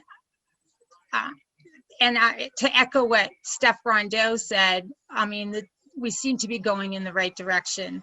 The kids, you know, he's good with the kids as a principal. He's still involved with them as a superintendent. You know, and I know from experience that he's a data man, so he loves data and you know, doing the reports and all that kind of thing. So I just wanted to throw my 2 cents in that I think, as Steph Rondeau had said, we're going in a good direction. So that's basically, just wanted to say that. All right, Deb, thank you for your 2 cents. Does anybody want to throw a nickel in? I'd like to. Ms. Landers, Tina, we'll save you towards the end. I want to make sure everybody else gets an opportunity. And Okay, then if we have time, then we'll come back. I wanted to piggyback on some comments Mo Ward said, and also the multiple turnovers in the district. As I'm leaving, I would ask people to look at maybe why that's occurring. I mean, I'm not leaving because I want to leave Wichington. I'm leaving because of my health. And there are a lot of skeletons buried. It took everything to find them and to make the changes, and that throughout the last 3 years it filled in, so he knows where for me, and I've shared those where the locations are, and that's time consuming for people. So I would just ask everyone to step back and see why people, I mean, I'm not ready to retire, but my health is at that point, which I had mentioned to the school committee in September, that it was getting to be too much doing the 2 positions. And 2 weeks later, you know, I had a stroke. So the structures need to be in place. And just want to thank Dad for helping me out during that time. Appreciate it. Okay, thank you, Joan. Thank you. Anybody else? I'm searching the 2 pages here. Oh. Mr. Chair. Wait a second. Let me just check Karen first. I'm checking to see if anybody's hands up. Go ahead, Karen. I just wanted to say real quick, because I think that people don't realize that Joan and Carolyn did a lot of that work on those grants and those skeletons that were in the closet. So I know that Dad helped with that. Karen, again, I don't know. Again, we're talking options now. I don't want to really get into that. I understand that, but I think that when we're getting commentary, that we're getting this commentary, that I want to make sure that we thank Joan and Carolyn for the work they did too. So if we're talking about how much we do have this grown talent in the district, that we need to make sure that we recognize the talent that did the work too. Yeah. And make sure that it isn't all handed to somebody that helped with it, but we make sure that we recognize that everybody that did it. So thank you, Karen. Thank you for acknowledging that, but I think we need to move on from that discussion. All right, I'm looking for hands one last time, and then Tina, I'll give you an opportunity if your hand is still up. I don't know if it is or not. I'm searching for hands. I don't see any. Oh, I do see a hand. Mike Gaspar. Mike, go ahead. Are you there, Mike? Can you hear me? Yes, I can hear you. So just my opinion, if this is your single most important job as a school committee, I don't know why you wouldn't do due diligence and look at other options, if not to confirm that the in-house option is the best option. Okay, That's just my opinion. Wanted to share it. thank you. Thank you, Mike.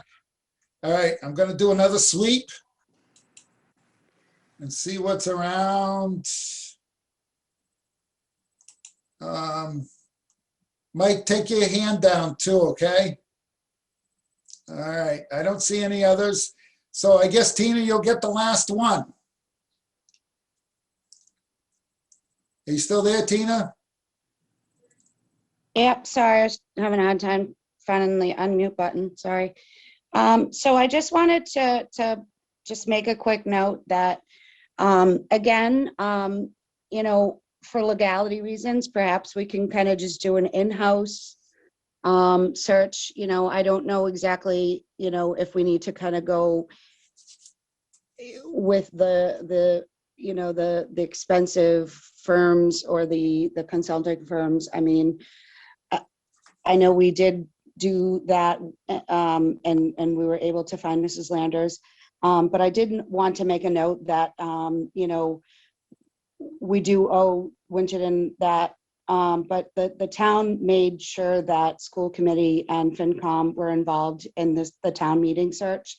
So I think we just need to reciprocate.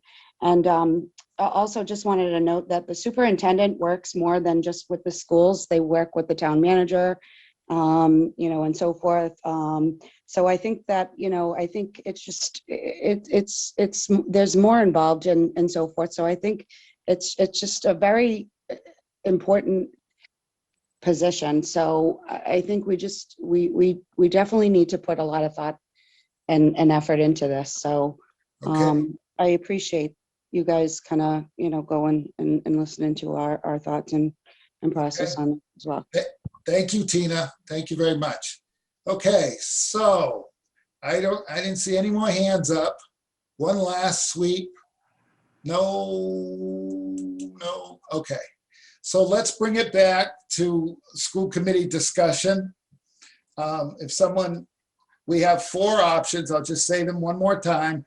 If somebody wants to make a motion as to which one to land on, after I've read them, then you can make a motion to do that. And if we get one, then just like the process, we'll have the motion, it's seconded, and then we'll discuss it, and then we vote on it, okay? So the options are hire a firm, do the search ourselves, do an interim, continue with an interim until we complete a search, hopefully within a year, or hire the present interim to a contract and don't do a search. That's the 4th option. Mr. Chair. Mr. Vine. I'll save the comments and in case there is a second, I'll save those for discussion, but I'd like to make the motion at this point that we forego a search at this point, and that we forego continuing with an interim, and that we instead offer the position of superintendent to Mr. King, and that we work to secure a contract with him by September 1st, for him to start September 1st. And that's my Okay. motion. All right, so your motion is we forego a search and an interim and offer the position to Mr. King and get a contract with Mr. King starting September 1st. Is that correct? For him to start September 1st, correct. Yeah. Do we have a second?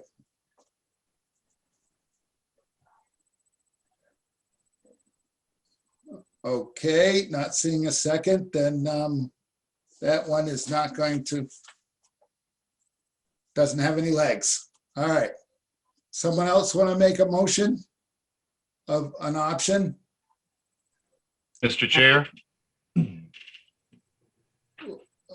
Mr. sorry. Chair, I move to elect option number 3, to offer Mr. King the continuation of an interim role while conducting a search with a firm for which Mr. King can be an applicant and may very well be the successful applicant.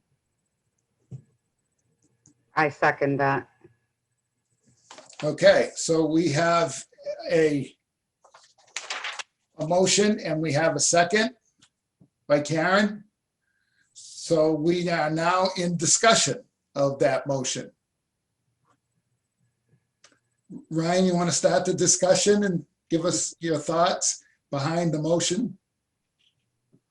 Without giving opinions on personnel, I believe that this is a motion, a proposal that will serve the district well in both the short term and the long term. The objectivity and the transparency that comes with a search can serve the district well and also can serve the successful candidate well. Even if that successful candidate is your internal candidate, by going through that process and being validated by a full search gives not only the confidence that this board and the community might have in Mr. King, also gives it the validity that comes along with a full search. And so I continue to support my motion. Okay. Somebody else, and we're in discussion. Mr. Chair, Mr. Vine? I haven't completely made up my mind yet how I'm going to vote on this motion. I still think it leaves too many questions unanswered, and that it puts us in a position of risking the district when there's absolutely no need to risk the forward movement of this district. As far as transparency is concerned, we're being upfront in our discussion about the interim superintendent. And I don't see that there's anything that seems to belie a lack of transparency. I don't think, I certainly haven't been shy about my opinions. And I'd like to say that a couple of other things that is offering this, my motion initially had nothing to do with hurting or not hurting anybody's feelings. To me, it was taking the best course of action as I saw it, and still do, quite frankly. And as far as morale, I think we risk a dip in morale by failing to move expeditiously tonight and dragging out this process. Unfortunately, I don't see options, the first two options, as desirable, and I guess this is the least desirable of the three options that we're apparently looking at now. But I just wanted to say there's, again, we've been transparent from the very beginning, and I think that any intimation to otherwise just is incorrect. Thank you. Shauna? I support the interim, option 3, and then we can move forward with the search either internally or externally once we get more information from the companies. I think we need to be able to give our staff and community a voice. They are stakeholders. So when we are working on a search, we can have a search committee and things like that. And that shouldn't be rushed.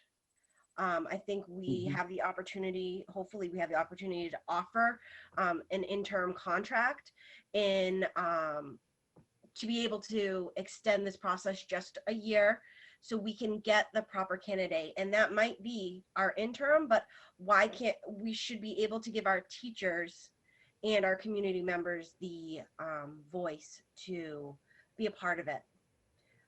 but we also have to have the urgency. So I think offering the interim is a positive.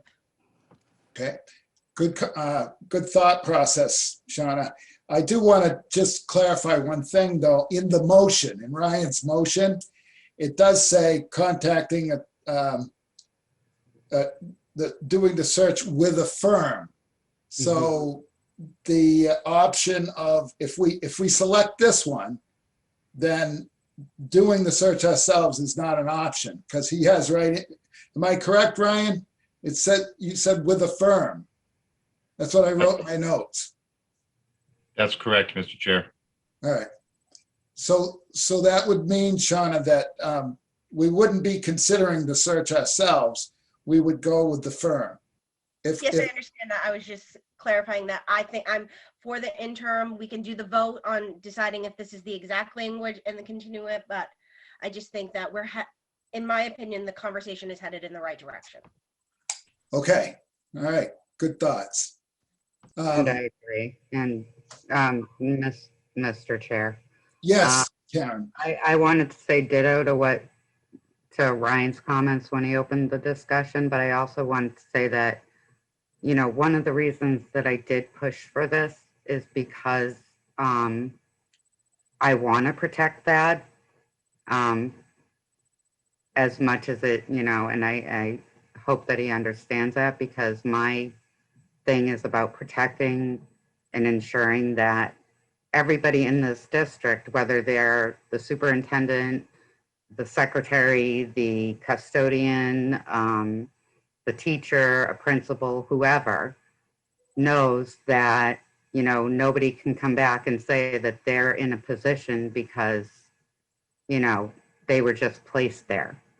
I want him protected just as much as I want every one of those people protected. And unlike, you know, our teachers or our custodians or somebody else, you know, that and other certain, you know, positions don't have a union to represent him. And, you know, I want to make sure that we're doing everything in a way that protects both the school district and the people that we're putting in charge of our school district and quite frankly, in charge of educating our children. Because in the end, the most important thing that we do is educate our children, and that has to be our first and foremost. So I hope that people realize that everything that we're doing is to protect the people that we are charged with, you know, overseeing here, because that's what the school committee does, is we are charged with overseeing the education of the children of Winchendon. And one of the biggest things that we have to do is pick the superintendent. And I think that if we can protect whoever our next superintendent is, and, you know, I hope that applies, and I hope that, you know, we see him as our superintendent for the next 20 years or 30 years, like Randy there. Okay. Thank you, Karen. So everybody had all they want to say? Have we exhausted discussion? Okay. So before we take the vote, oh, sorry. Mr. Chair, I just wanted to say, and I hope this wasn't the implication, but I certainly want to say that in making the motion that I made initially, I certainly in my heart felt that I was making the best decision possible for the students and the community. And however this motion goes, I will continue to believe that I was right, but I will hope that we're not heading into another era of musical superintendents, which we've seen so many times before in this district. So thank you. Okay, thank you. So before we go to a vote, I just wanted to, I haven't said anything.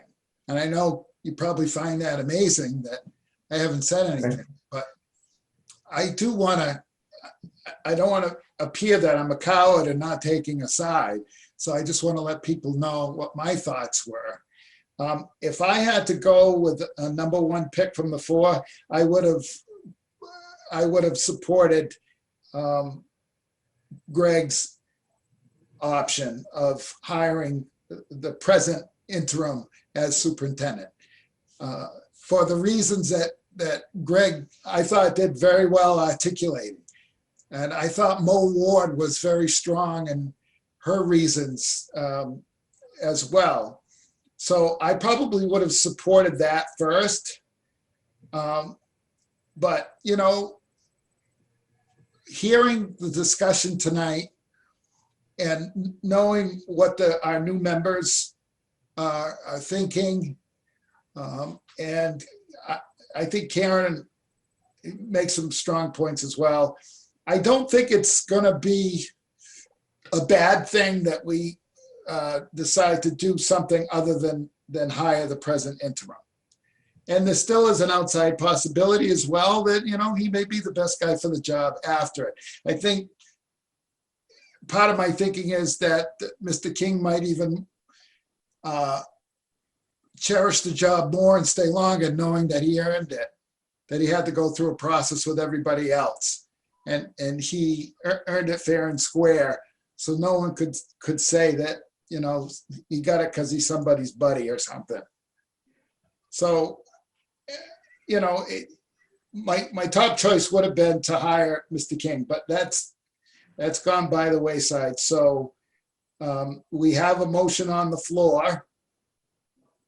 And I just want to repeat it so everybody knows what you're getting into, okay? And Ryan, you correct me if I'm wrong. Or Carolyn, you can repeat it for me if I'm wrong. But Ryan was interested in making the motion for option 3, a continuation of our interim position, conducting a search with a firm. Correct. Is that correct? Yes. Okay. So that's what we're going to vote on.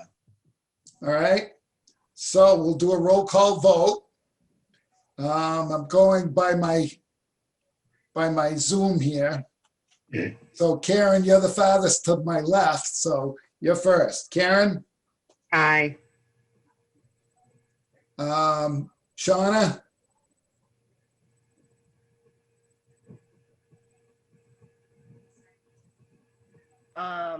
No. Okay. Ryan? Aye. Greg?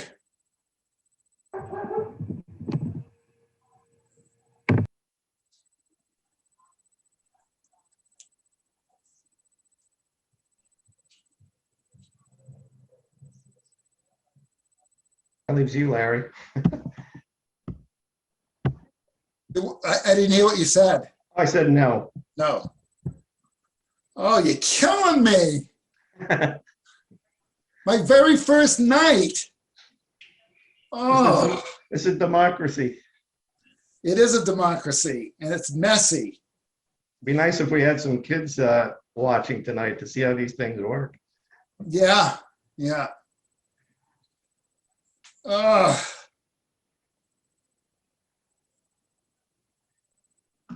I'm just thinking, what's the alternative if this motion is defeated? What are we left with? Are we allowed to explain why we said no, or just wait till your vote? And clarify. I would think so. I would think. Yeah. So my no is not a no for the interim. My no is tying us to a vote that involves a firm. I would like to have more information versus the presentations that were provided. I would like to see exactly more materials, much like they need to sell themselves. We should be entitled to more information before we are stuck to tying to a firm. I'm not 100% opposed to a firm, but even though if we ask more questions, I feel like before we decide that we're going with a firm, we would need more information to decide if we wanted to do internal or not. What kind of information would you be looking for, Shauna?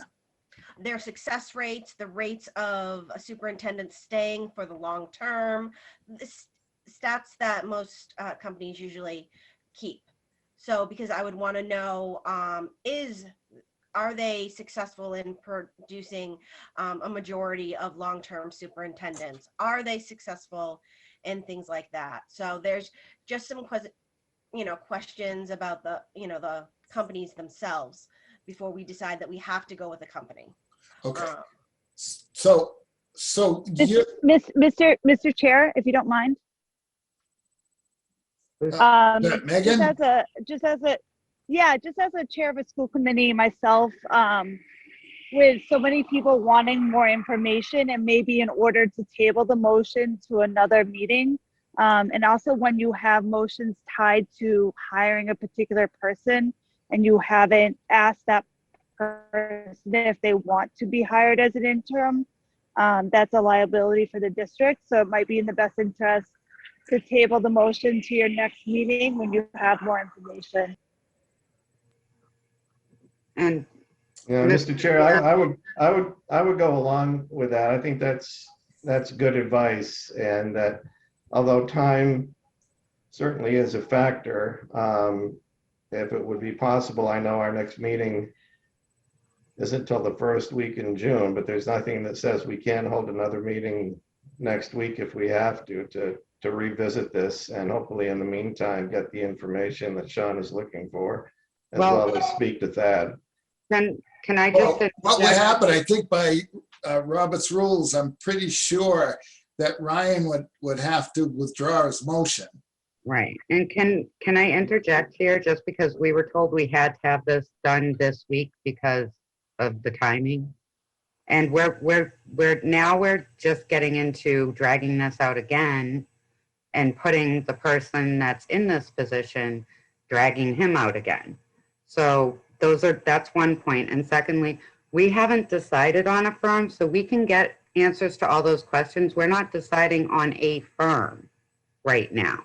So this isn't tying us to either of the firms. So those are questions that we can look into before deciding on either of the firms. And the firms aren't just firms, Shauna. They're also Mass Association of School Committees is our representative body. So they're not like a business like NASDAQ or not NASDAQ, but like say the town manager search person was. So there's a big difference there. So we need to think about that too. So when you ask about their success rates, I get that, but we're not going to get the same kind of, I'm sure they can give us that information, but we're not going to, there's so many pieces there, just speaking from the HR point of view myself, that I think we're going down a road here that could tie us into multiple meetings. I'm just afraid that we're making this more complicated than it has to be. And I'm afraid that we're again, we were all worried about, not hurting somebody's feelings, but, we're now talk about morale. I honestly, I think we're at the point where we need to fish or cut bait. So. Right, Ryan, exactly. Ryan has the floor. Oh, go for it, Ryan. No, I have no comment, Mr. Chair. Oh, so as I said, the make or break is either Ryan withdraws his motion or I vote, and it goes one way or the other. Does he have to withdraw it, or can I make a motion to table it?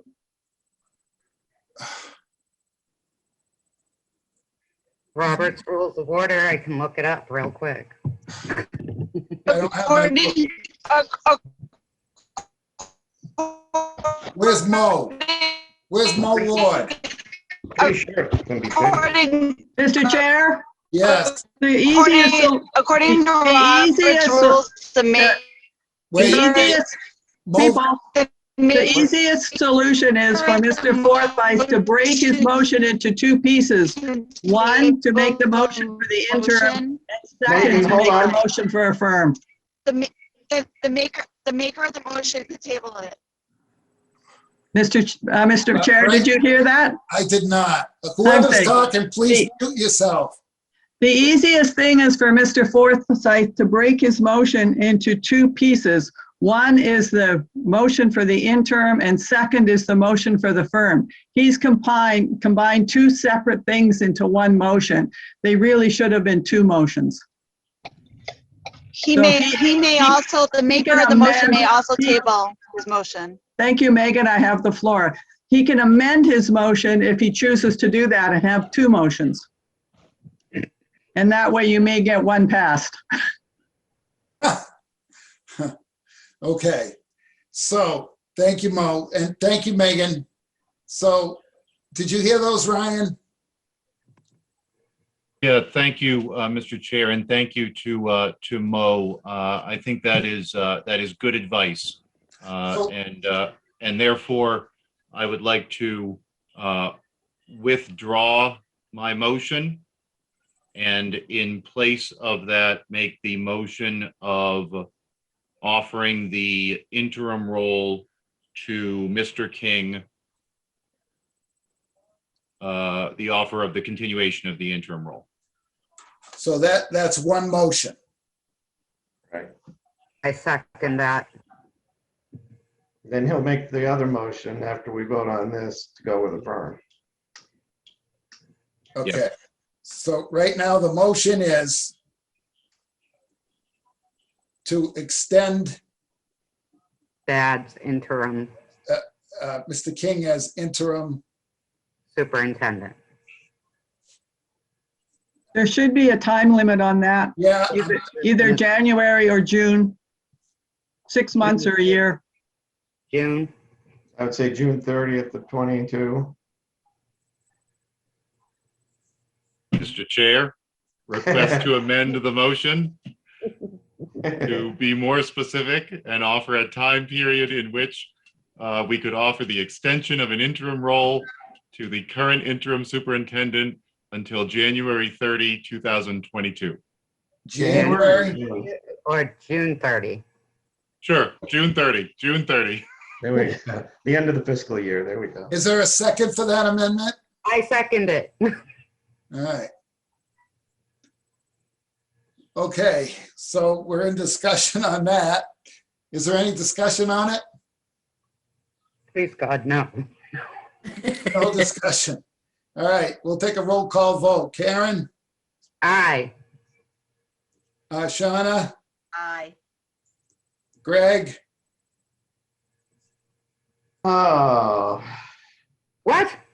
and I think Thad knows that this is not a vote against him remaining as interim, but my insistence, Karen, I feel I'm 100% right in what I put forward, so I'm sticking with it. I'm going to vote no. Okay. I'm just laughing. Ryan?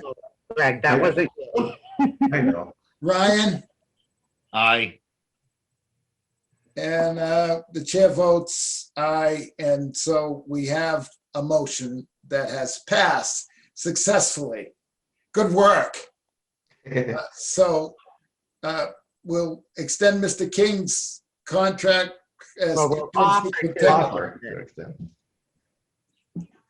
Yeah, we're offering. He doesn't have to take it. Extend Right. is the same thing as offering. Whatever. We'll Now, offer Mr. King the opportunity to be interim superintendent until June 30th Right. of 2020. Now, Ryan can make the motion or not make the motion, because if we want to table we could just table the discussion about whether we want to hire a firm. Therefore, we wouldn't have to make a motion. One of our agenda items today Oh, is he's already. of those options.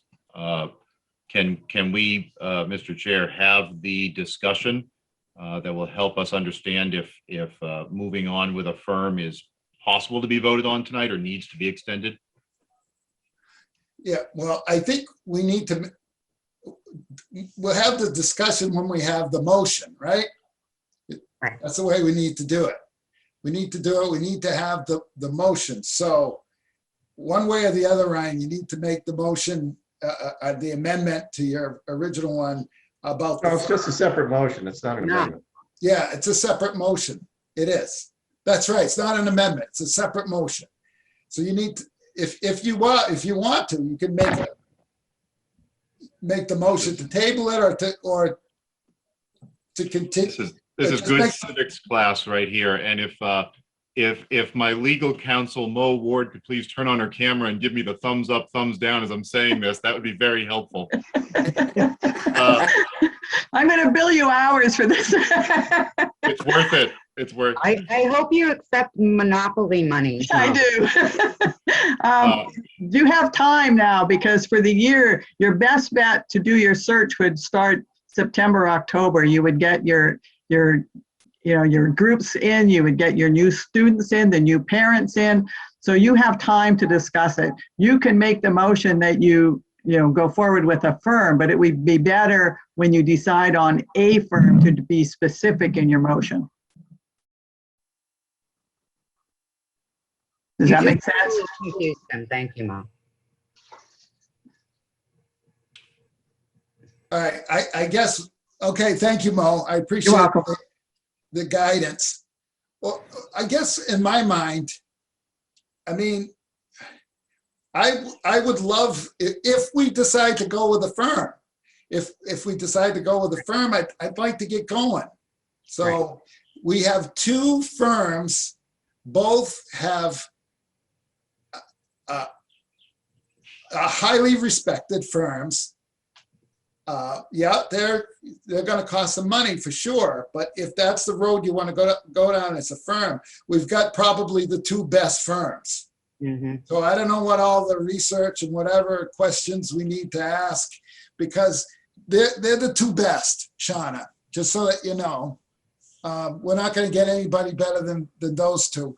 And I know that from my own experience in different districts who've done searches. I've worked with NESDEC before. I've worked with MASC before.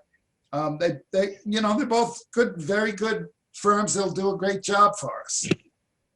But if we want to go down the road of a firm, so let's talk about going down let's talk about going down the road of a firm, and let's have a little discussion on which firm you like the best, and let's get it done tonight so we can get these people hired and we can get the ball rolling. Or don't make the motion, table it, and we'll have a discussion at our next meeting in June. And then Shauna or anybody on the board, you can send me your questions or things that you want researched so I can find the answers to your questions. And at the next meeting, we'll have it then, and we'll pick a firm at the next meeting. So there you go, Ryan. One or the other, tonight or in 2 weeks. Those are your options. Thank you very much. Good to know I have options.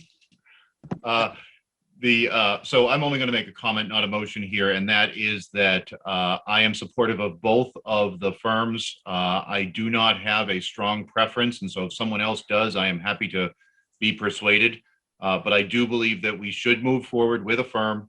It will give us the professionalism of a search, the thoroughness of a search, and that we should move forward with a firm soon for a couple of reasons. One is because there is no time like the present.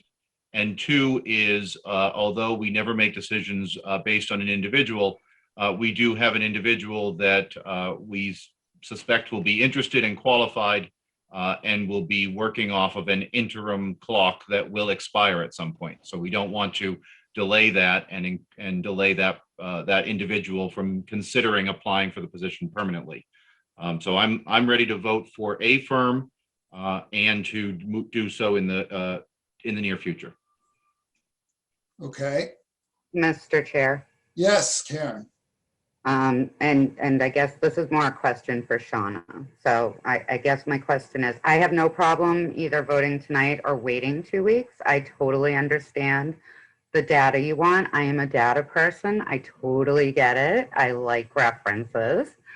And I have no problem. I would be more than happy to help Larry, who is all banged up from his motorcycle fund, on getting that information for you. My question is, which would you prefer? because I have no problem waiting 2 weeks. I think we took in a lot of information tonight. There was a lot of conversation. So I'd like to know where you stand on this. I would like to talk to some of the districts or get more information from the districts that use the firm. And there are districts around, like I know Air Charlie just hired a new superintendent. What process did they use? Things like that. I just think we don't have enough information to decide either way. We should make this choice very quickly, but I think we cannot decide on a firm going with a firm without getting more research from what is happening currently in our region. Okay, that seems fair. So, Mr. Chair. Okay, Karen. May I make the motion that instead of Ryan, so Ryan's off the hot seat for once, because it's his first night and he's already done so much for us tonight, that we table the discussion until our June meeting on the superintendent, on which firm we may want to go forward with, so that we can get the information. I'll happily second that. All right, so we have a motion to table discussion on which firm until our next meeting in the first week in June. Right? Did I say that right, Karen? Yes. Okay. Let's ignore. Have a second. Greg seconded Yeah. the motion. And so we're in discussion. Is there any more discussion on it? No? Okay, then let's do a roll call vote. Karen? Aye. Shauna? Aye. Greg? Aye. And Ryan? Aye. And the chair votes aye. Look at that, unanimous. Okay, We can do You'll get something. used to it. quickly. yeah, yeah. So that's our direction then. It's not quite what I hoped for tonight, but it's, at least we have direction now. So on the first week of June, it looks like we'll make a decision on a firm and get the ball rolling, okay? All right. Thank you so much for your patience. We do have to get a vote on school choice, Thad, right? That's important tonight. That's correct. We have to get that in by June 1st. Yeah, so we need to do that tonight. So let's do that right now. Sure. So I sent out in your packets, and I hope everyone received it, the list of seats that we are suggesting, recommended open seats for school choice at each grade level, just like we did last year, so that we're able to sort of, for lack of a better term, advertise that and get that information out there, so that we might capture a few folks from outside of our community that might be looking to come into Winchendon. So we can I can put something up on my screen if I have the ability to share, or you can I can walk through it, whatever you guys would like me to do. You want to put it up on the screen? Sure. That means I gotta make you a host, right? That'd be great. So let me see, share screen.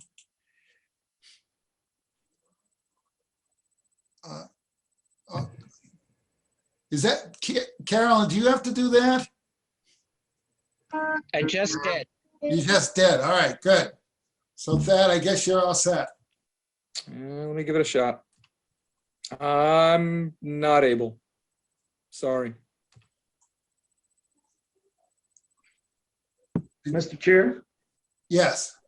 can I inquire of the other members of the school committee if they had in fact seen the document that Thad emailed and had a chance to examine it? And if that is in fact the case, I would make a motion that we approve the school choice numbers as put forward by Mr. King. Second. Second. Well, we have a motion on the floor and we have a second, so we're in discussion now. Good. Can I ask a question? The motion is, well, wait 1 second, Karen, and then you can.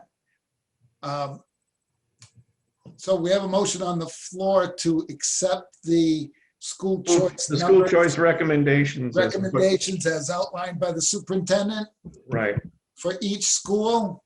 yes. Well, just yeah, All for right. the district, yeah. Yeah, well, he's got them listed by school, so. Right. So, yeah, so that's the motion on the floor. Any discussion? Yes, please. Okay, Karen, you're up. I'm trying to pull it up now since it's not up on the screen because I did have a question. So I know, here it is. So I know that we only have, and please ignore any barking dogs in the background. It's on the screen now, Karen. Oh, thank you. You're welcome. See, I looked away because I was trying to pull it up. So with these seats, I notice we don't have that many seats open at the lower levels. Correct. Is that simply because of spacing issues? Again, I defer to the principals when they offer up the seats, and I think they use a number of varied variables in making those decisions. And I think at the lower grades, their thoughts are trying to keep teacher to student ratios a little bit lower than we're concerned with as we get into the higher grades, and thinking this year specifically about sort of those gaps in learning, that we've experienced over the last year and a half, that we really want to focus on those lower grades to make sure that they get what they need. But it's typical that we have lower numbers at the lower grades to keep those ratios in a place that we would like. So to kind of go to that question now, remember that I came into this during the pandemic because y'all shut down the schools, didn't want my kid when I moved up here. But at the school, and this is once our schools are fully reopened, all our schools are able to reopen fully, each school building, right? Yeah, this is assuming, a typical opening in the fall, and these seats aren't terribly dissimilar from what we offered last year as a regular year, or the year before now, whichever year it is. Last school year. Whatever year it is, yes. Yeah, it's very similar numbers to what we've offered in the past. Okay, so at the lower levels, like if, let's say we struck the budget lottery, okay? Let's say Massachusetts got a budget lottery, and we were able to add teachers and therefore add staff. Would we have the space in our schools to increase seats and offer school possibly? It's a really difficult question to answer without sort of doing a capacity study in terms of knowing, how our schools are laid out. Can we add more classrooms at each grade level, et cetera? I think right now, kindergarten and grade 1 already have 5 teachers. Grade 2, the reason I think there's 0 seats is we're down to 4 teachers. Sometimes we have classes that are more difficult than others, so we're trying to just keep things in order in those places. But I think most specifically, and I believe that Shauna referenced it tonight, we are a very underperforming district. And so, we think about Toy Town, as much as I hate to say it. We're really trying to focus on our kids right now. And do the right thing for the kids that are in front of us. That school really needs to get focused, and I think that's a little bit reflective of this here as well. Okay. Okay, thank you. But see, I'm always optimistic, and I just figure we're gonna just excel so much that we're going to at some point hopefully be able to do that, and everybody's going to want a school choice into Winchendon. I agree. So that's why I'm just trying to think ahead, because when I'm thinking, yes, we're planning for next year, but I'm also thinking of 3 to 5 years ahead too. So that's why I'm asking these questions of you now. Sure. Because in 3 to 5 years, when you're handling this, you're gonna be saying to me, Karen, we need 10 more teachers because we're getting all these students. Well, listen, that'd be a good problem to have, and we revisit this every year. So if those, it's fortunate we're not setting the stage here for 3 to 5 years. We're just setting it for next year right now. So once these folks get accepted in school choice, as I'm sure most of you know, it's a one-time application. So once a student is accepted in school choice, that we fill those 3 seats in grade 4. That doesn't mean that the following year, you know, we can continue to up those seats. It's just reflective of our current situation. Yeah. Okay, I just wanted to check. Thank you. Sure. Okay, are we ready for a vote? Or are there any more questions for Mr. King? No questions? Hearing none? Then let's take a vote on school choice. I'm gonna look at my thing here, see who we are. Karen, you're up first. Aye. Shauna, Aye. Greg, Aye. Ryan, Aye. and the chair votes aye. Look at that, another unanimous vote. I want to roll. We're on a roll here. Okay. Next on the agenda is the Chatwell's monthly invoice. What do we got for that, Mr. King? That was also in your packets. I'm pretty sure everybody got that. That's just a submittal. You don't have to vote on it. It's just for your review to know what's going on financially, that's what we have through food services. Would anybody like to review the Chatwell's monthly invoice tonight? Or you want to? No? Okay. We did number 7, superintendent search presentations. We did number 8, superintendent search, discussion vote. So we're at number 9, public communication. Carolyn, anyone sign up? Tina Santos. Yeah, I already discussed it earlier. Thank you. All right, thank you, Tina. All right, Mr. so Chair. no public. Ooh, Mr. Chair, it's that. If I may, just 2 quick things that I would like to give an update on. We didn't have prior to this, very quickly. yeah, One, we are offering through, in conjunction with Haywood Hospital, a vaccine clinic for all students 12 plus in district. The 2 weeks that'll be through a Pfizer vaccine. That'll be next Friday, the 28th. And I believe the second dose would be on June 18th. So again, that's in district. Any student 12 plus and any family member that has not been vaccinated is welcome. They have to register. That's gone out through Parent Square and they can register. At this point, we don't have many registrations. So we really need to get those numbers up in order to really be able to offer it. So I just wanted to let the community know that. And the other piece is the mask mandate, the new mask things that have come down. Excuse me. A lot of questions around that, but I think the simplest way to explain it for public schools is we are basically staying the same.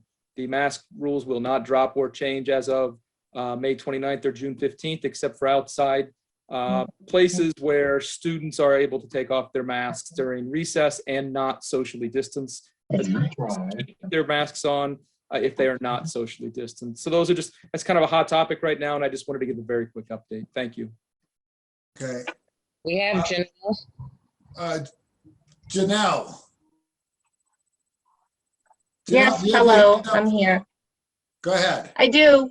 Yes. Hello, thank you for letting me speak. I just wanted to address an issue that was brought to my attention last week. And I know that the school committee isn't in charge of day-to-day operations of the schools. I understand that. However, it was a concern to me when I learned that 2 of my daughter's teachers, she's in 10th grade at Murdoch High, had been let go last week. Miss G was one of them. She's a math teacher. Janelle, Yes. we can't have that discussion. I'm sorry. But that's not the discussion we have at the school committee meeting. We don't talk personnel. If you have concerns about, decisions made with personnel at the building level, then you need to discuss those with the building administrators. We can't help you with that. That's not part of what the school committee does. And really, you shouldn't be mentioning names in public like that. I mean, I don't think people would want their names mentioned in public.